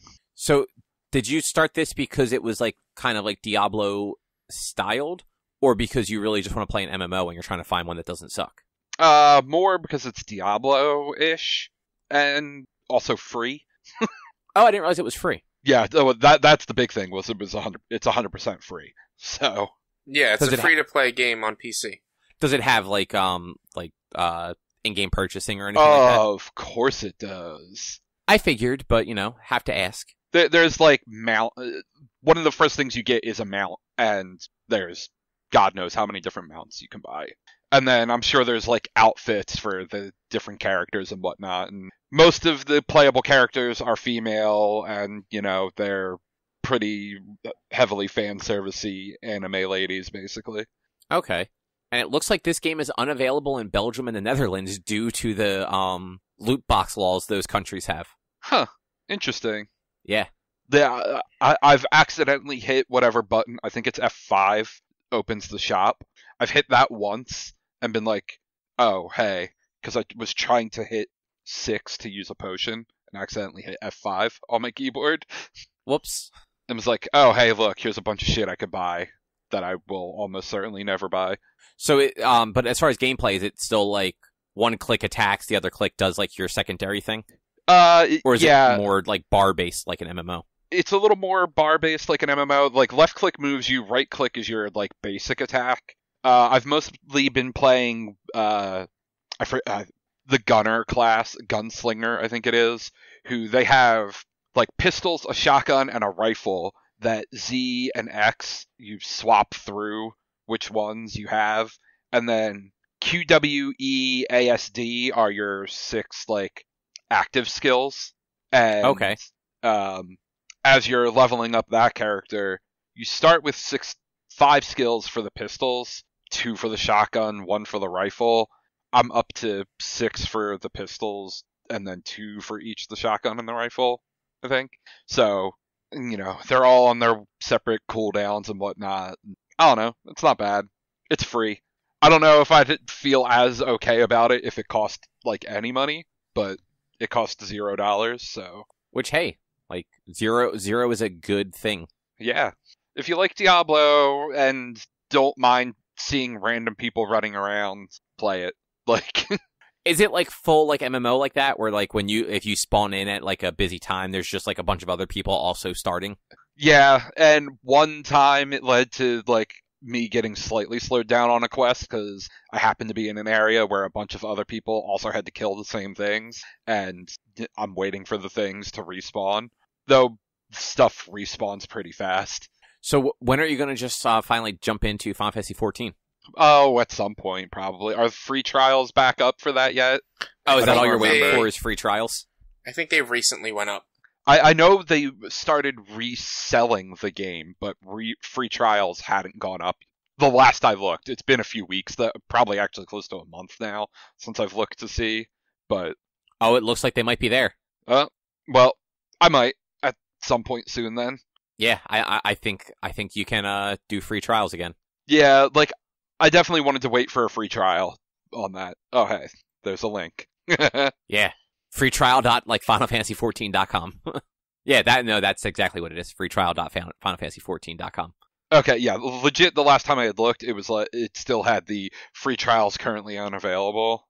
But yeah, no, but it looks like you can create one, like either create an account or attach a Square Enix account. okay, And, like I don't know how drastically like the Realm Reborn content has changed, but like that was a pretty good MMO in 2013, 2014. So like all I've heard are good things since then. So I imagine like once you get into like the newer content, it's even better. Yeah. Though I have heard one of the expansions at this point is a little sluggish to get through. Yeah, Eric and Tim were talking about that on Sunday, but I don't remember which one they were saying. Is it Stormblood? Yeah, it's the second expansion, the one that incorporated the dancer class. So the one after Heavensward? Yeah, I never played it, but so I don't know. Did you play Heavensward at all, or had you stopped at that point? I stopped 2 updates before Stormblood. I was okay, so you did play through Heavensward. Yeah, I played through most of Heavensward. It was really good. I absolutely loved the story. I absolutely love that they continue to update that with both story quests and everything once every 3 months. And like it's such a good support system that they have for that game. And it's so fun. It was fantastic. It's just games only hold interest with me for a certain amount of time, set amount of time. And so like I would play it like maybe when I did have it, I would play it for like 2 to 3 weeks and then stop for 2 to 3 weeks and then play it for 2 to 3 weeks and then stop. And then eventually just not go back to it. And then I would go back to it and do everything all at once. And then stop because I've ran into everything and there's nothing else I really care to do. Because I don't play super hardcore like that. I don't really care to do the 64 person raid. Well, not the 64 person raids. The eight man raids or whatever. The weekly shit. Like I'm not going to sit there for 5 hours trying to figure out a raid or to run a raid each week just on the slight chance of getting certain loot. I'll get whatever artifact loot that they have that I can get through doing my weeklies and then call it. Yeah, I was never into that stuff either. But like that game did a nice, like that game was paced like mostly well for like, especially for an MMO. Like there was definitely like some spots where you had to grind, but it was never as bad as like some of the spots in other games. Mm-hmm. Oh, nothing I think will ever be as bad as FF11. So. Oh no, and games have changed so much since then that like if a game Final Fantasy XIV tried to do that when it first launched. And that was only like 10 years later, and it was so bad that they literally just deleted the game and started over. I remember, I can't believe that Eric and Shaw had got so deep into it, because any time I watched Eric play Final Fantasy XI, he was fishing. That was all he was ever fucking doing, was fishing. Never seen him do anything else in that game. And whenever I would see Shahid playing, all he was doing is fishing. And I'm like, let's go do something else. Well, we need money. Alright, so let's go do a quest. Well, there's no quests. Then fuck this game, I'm gonna go play something else. Bye. Because it was honestly, in my opinion, the worst game to come out almost ever. Like, I would put it just a little over Superman 64. Yeah, it's like, it was that game where it came out like post like EverQuest. Where, like, EverQuest had seemed to, like, figure it out for, like, their audience. Mm-hmm. Yeah. And then it was pre-World of Warcraft. Mm-hmm. So, like, MMOs hadn't hit that, like, cultural zeitgeist that they did once WoW came out. Yeah. Where, like, WoW just kind of, like, figured out how to do it. Like, and that is what every MMO has tried to do since. Pretty much. Wildly varying degrees of success. And, like, the ones that came out super close to WoW did not do real well. Like, y'all remember City of Heroes? Mm-hmm. That game was cool-ish, adjacent. Yeah. Or the Conan Hyperion, whatever it was called. That was a cool concept that lasted like 2 weeks. Mm-hmm. But then you have like Old Republic. That game's still going, right? I think so. I'm pretty sure it's like free to play to an extent also. Yeah. It definitely switched to a free to play model at some point. Yeah, like it's free to play, but like not like you don't get everything in the free to play model. Yeah. There's some restriction on it, but I don't remember. Yeah, like there's certain classes that you're locked from. There's certain like travel systems you can't do. Like it's basically like you can just follow like the very like rigid path of the game. Which is, I mean, it's better than like WoW, which is like, hey, you can play for free to level 20. Then we want $15 a month. But MMOs can be cool. Yeah. Anything else you want to talk about with Lost Ark though? Nah, that's about it. I'll play more and probably try to remember some of the story if it's any good, but I'll definitely play more. All right. So I don't have a ton to say here, but I finished Gundam Seed Destiny. Nice. Maybe. I mean, at least you don't ever have to watch it again. That's valid. That is valid. So this was the second time I've watched Destiny. I watched it 12 years ago, I guess, 13 years ago. It was not great. So it's a direct sequel to Gundam Seed. So it's an additional 50 episodes of Seed, but like the first like 30 of them, the main character is not the same main character. It's this new kid far less likable than the already not all that likable original main protagonist. Okay. So like Kira in the first season was like annoying for like the first half before like he kind of like understood what he wanted to do. And then, like in the second half, like he still had his like annoying moments and bits, but like he had generally come to like the acceptance that like he was very good at flying a mobile suit. He was, for whatever reason, like beyond him being genetically disposed to just be better than regular people because he was genetically engineered, like he was especially good at piloting Gundams. And like when he like kind of finally leaned into that and decided that he was going to use that power to just stop the war, but not kill anybody, it became a little more interesting. And then like when like his friends finally like clicked with him too, like it became more interesting. And like it ended in like a mostly satisfying way. Like they came to a conclusion with the war. And then this one just picks up. It's like, oh yeah, no, here's a new war. It's been 2 years. Everyone fucking forgot what it was like 2 years ago.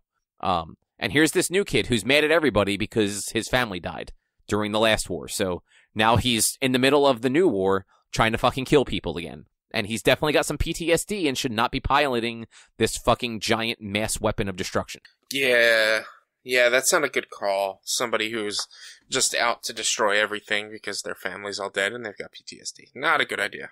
Yeah, and like the thing is, like, he's not out to destroy everything, but like he is emotionally unstable. Like he's definitely got like problems because of what happened to him. And like he is put in as the ace pilot for the group. He gets the first Gundam that group has. And then he gets the upgraded one when they have the upgraded ones. And it's just whenever anything happens, he tends to snap in like the wrong way. And like he's very much I can't go do this, I have to go protect this person, or oh, this person betrayed us, fuck them, I'm going to go kill them. And like that's kind of just his whole MO through the whole series. And it's not till more than halfway through that Kira becomes like a major protagonist again. And in turn, some of the other more interesting characters then become more involved again. Because like for the most part, like some of the most interesting characters in like Seed as a whole are not your two core pilots, which are Kira and Athrin. It's like the other people, like on the ships and stuff like that are interesting. Yeah. But yeah, Destiny just it just kind of crawls to a conclusion, and the conclusion is almost identical to the first one, but also at the same time feels like it just ends without any closure. Like in the first season, you at least like it ends abruptly because Gundam shows tend to just end after the conflict. Like you normally don't get like a wrap up like, hey, how's everyone doing 6 months later? It's just kind of that's that. But this one almost gives you that. Like it almost gives you like at the end like hey, here's everybody. Here's kind of like where they got left off. And that's they only did that as part of like the HD remaster because they got rid of some of the clip shows and put there was like a special OVA that they basically like took the original end episode and combined it with some of that to make like a new ending episode. Okay. And like that one gives you a little bit of like, oh yeah, like the kid who sucked that was a main character and Kira meet at the end after they'd been fighting and stuff like that the whole time, and that's cool, I guess. But then like what happened with like the other guy and the girl? Like did they ever like apologize to each other? Because like they almost got married and then they just got kind of like pushed in two different directions. So yeah, it left it very just unsettled. Yeah. Unsettled. Yeah, that's one thing. Like I've never been too huge in Gundam. So like to watch all of them, like I think it's a cool concept. I love the giant robots. I love the models and shit. But like I've never really been able to like really get myself to bother watching them. And just the way you're talking about like this one at least, like I'm glad. Yeah, and it like there definitely are like varying degrees of like good in that. Like Turn of Gundam still by far the best one. Hands down. Like fantastic show. And it's so not a Gundam show that might be why. The first Seed, not great. Like it's a bit of a drag to get through the first half of it. The second half, like, it does get better. Like I said, once Kira kind of accepts that, like, because he's very much the reluctant hero in the beginning. Like, he just happens to be the only person on the Earth side that isn't a coordinator. Or, I'm sorry, he is the only person on the Earth Alliance that's a coordinator. And his friends are all on the ship, so he's the only one there that can pilot it to protect his friends. Like, that's basically, like, the first half of the show. Meanwhile, he is literally fighting his childhood best friend who is on the opposing side of the war. Yeah. It's not till, like, the latter half where, like, the childhood best friend realizes how fucked this all is, and Kira realizes that, like, he can actually do something to stop it. Mm-hmm. And then, like, at a certain point, they both end up, like, on the same side, and they're just, they spend the rest of the series just stopping all of the fights. Yeah. Like, that becomes what the ending of that show is them just going around stopping fights. And that's kind of how Kira gets brought into Destiny. Him and the crew of their ship from the first one just start intervening in these battles between the two sides. They're just like, this is stupid. Why are you fighting? And they just show up, and he doesn't kill anybody. He just disables everything. Like, doesn't, like, both sides. He just, he takes out all of their weapons so they can't fight anymore. And then both sides get mad at them. That's boring. But, I mean, like, it is the closest thing that these shows have to, like, actually, like, using violence to stop violence. Usually it's more, because, like, Gundam shows are basically all war is bad. And it's true, war is bad. It is. But it's generally, like, child soldiers or damn close to child soldiers fighting to the death. Mm-hmm. And in this one, like, that does happen up to a certain point in Seed. But then, like I said, Kira decides that, like, that's not the thing anymore. He has the power to do this without killing people, so he's just going to stop the weapons from work. He's just going to disable everybody so that they can still go home to their families. Yeah. And meanwhile, like, the other sides of these conflicts are always the ones doing, like, the mass destruction things. Like, in the first one, they attacked and they just completely, they attacked, like, basically, like, residential places. Like, they weren't going after the armory, they were just attacking where people live. And in this one, they basically, they create Starkiller Base, kind of.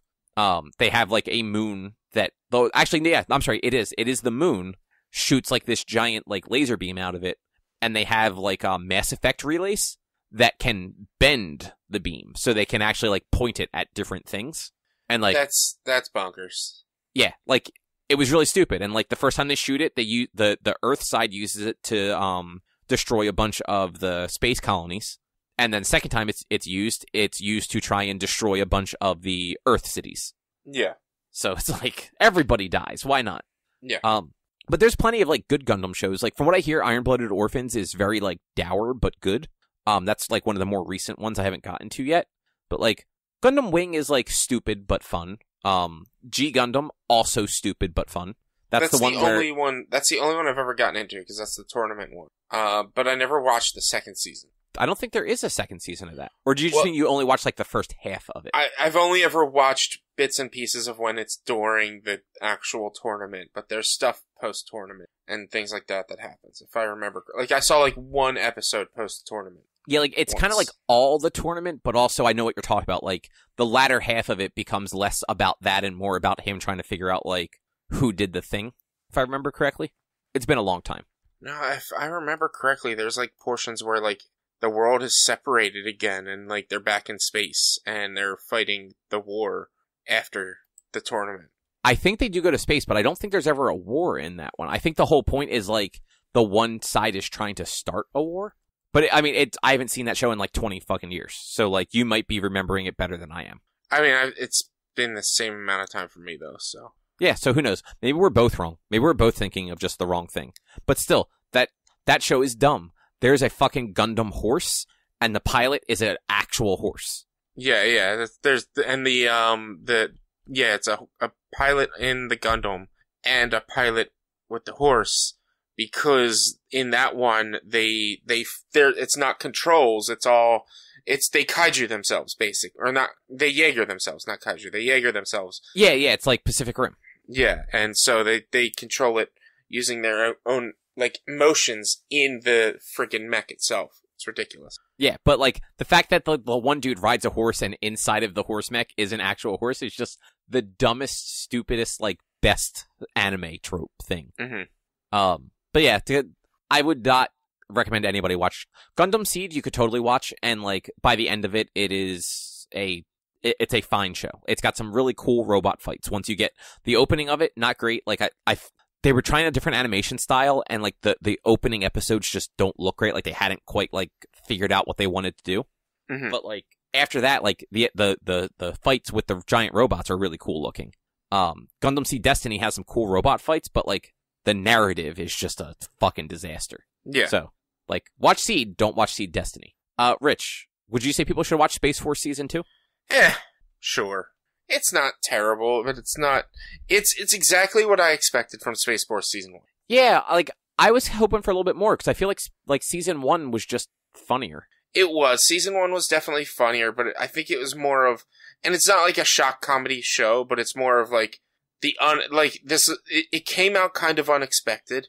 It just kind of came out of nowhere and was released, and it was funny and it was mocking the current administration and everything.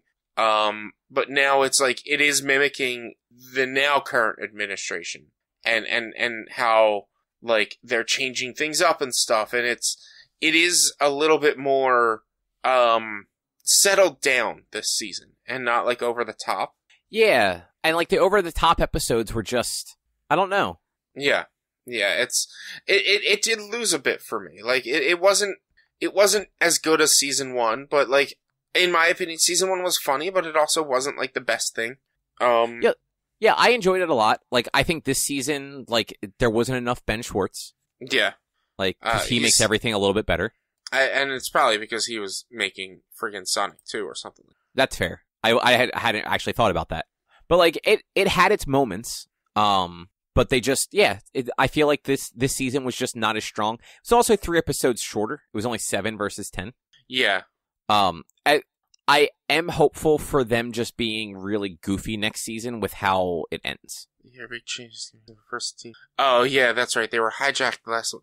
See, this is also another one of those ones where, like, it was good, but it was also, like, I was tired, so I fell asleep through, like, a little bit of some of the episodes. So, like, I don't think I remember episode 6 at all. And I only remember a little bit of episode 7.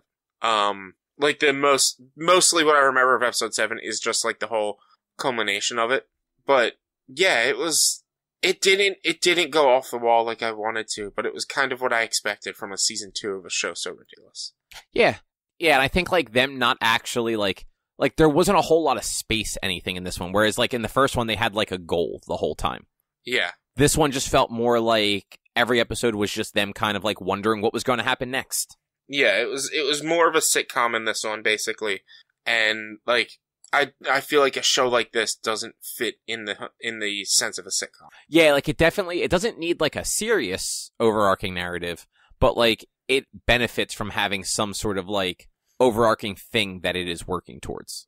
Yeah, because it's like they build it up big with the very first episode, and they turn around and it's like, oh, well, you have 8 months or 10 months or whatever. He's like, I can do it in 8.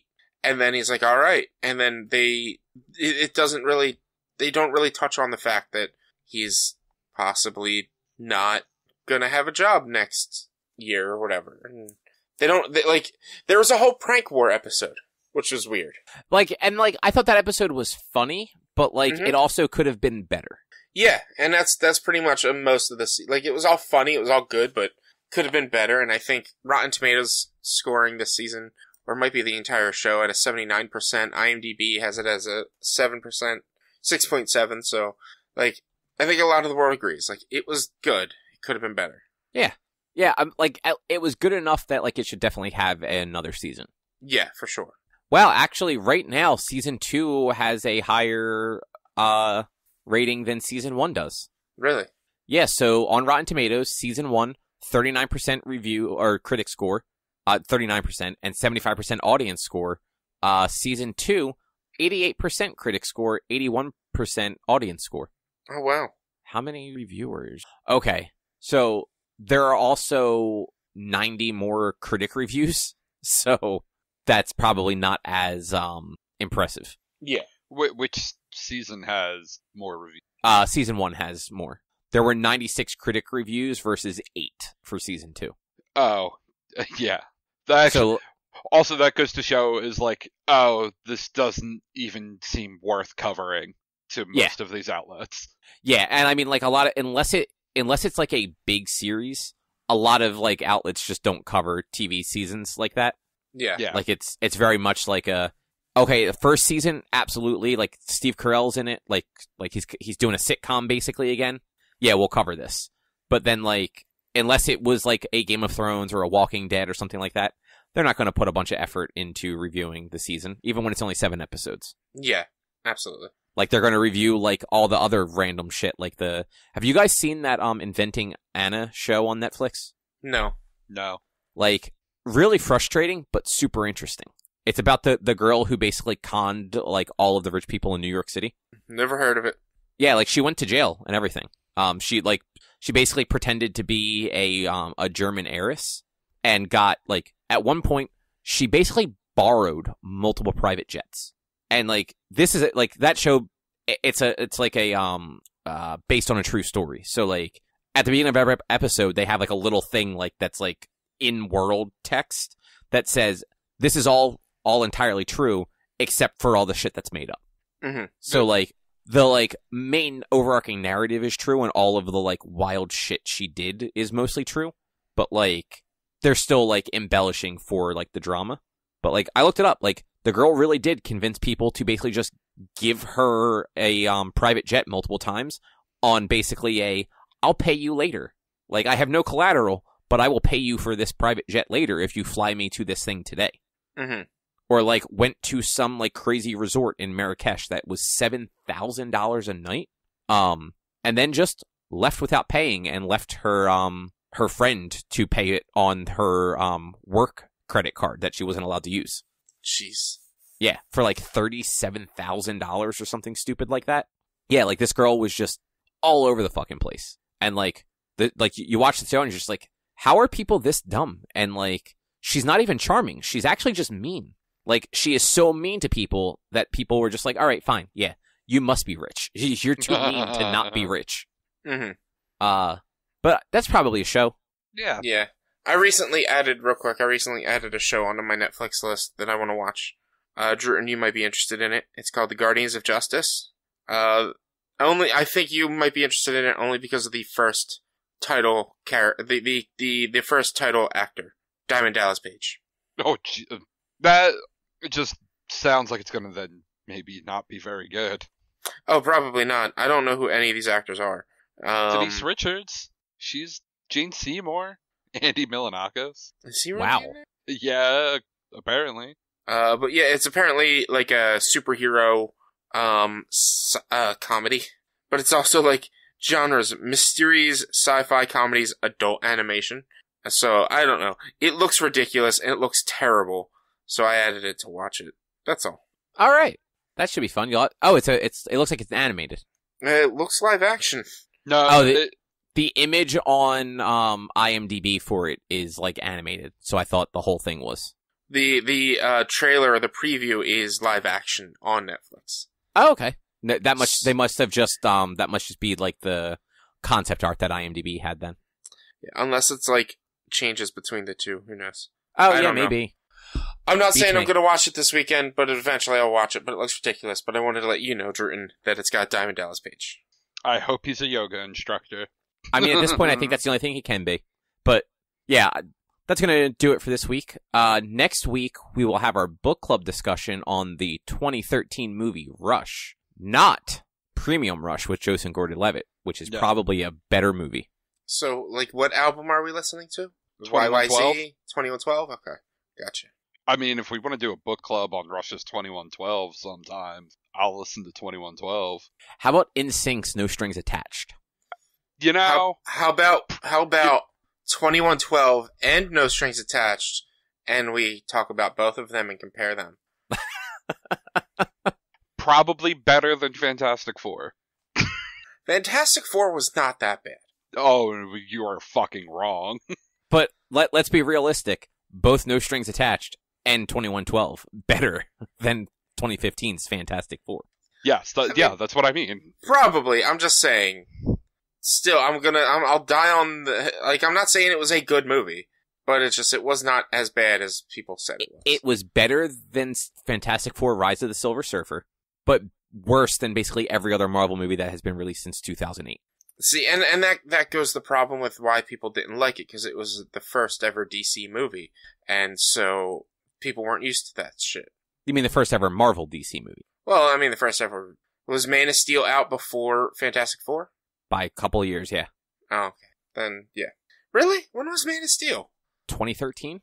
Jesus. Yeah, Man of Steel was 2013, and then Batman vs. Superman, I think, was 2015, right? Like, I think Batman vs. Superman might have come out just before. Oh, no, 2016. Sorry. So, yeah, it was a 3-year gap between Man of Steel and Batman vs. Superman. I didn't realize it was that much. Yeah. Time, man. Time. And then, I mean, even before that, you had the Nolan Batman trilogy, which was also very dark, but, like, those movies are also generally well regarded, whereas, like, yeah. Man of Steel has, like, its fans, and, like, I appreciate that movie for some of the things it does, just not most of them. Mm-hmm. But yeah, so next week we'll talk about Rush, and I guess other than that, though, if you would like to find more of our content, you can head over to www.one-quest.com. You can also help us out by supporting us at patreon.com/onequest. If you can't support us there with your dollars, though, you can go to your favorite podcasting platform, like Spotify, Apple Podcasts, Google Podcasts, Amazon, all those fun places. Rate us, review us, subscribe to us. It all helps a whole bunch. You can also find us on social media, facebook.com/onequestonline or at @1_quest on Instagram and Twitter. Our YouTube channel is youtube.com/onequestvideo. And you can always send us an email to social@one-quest.com.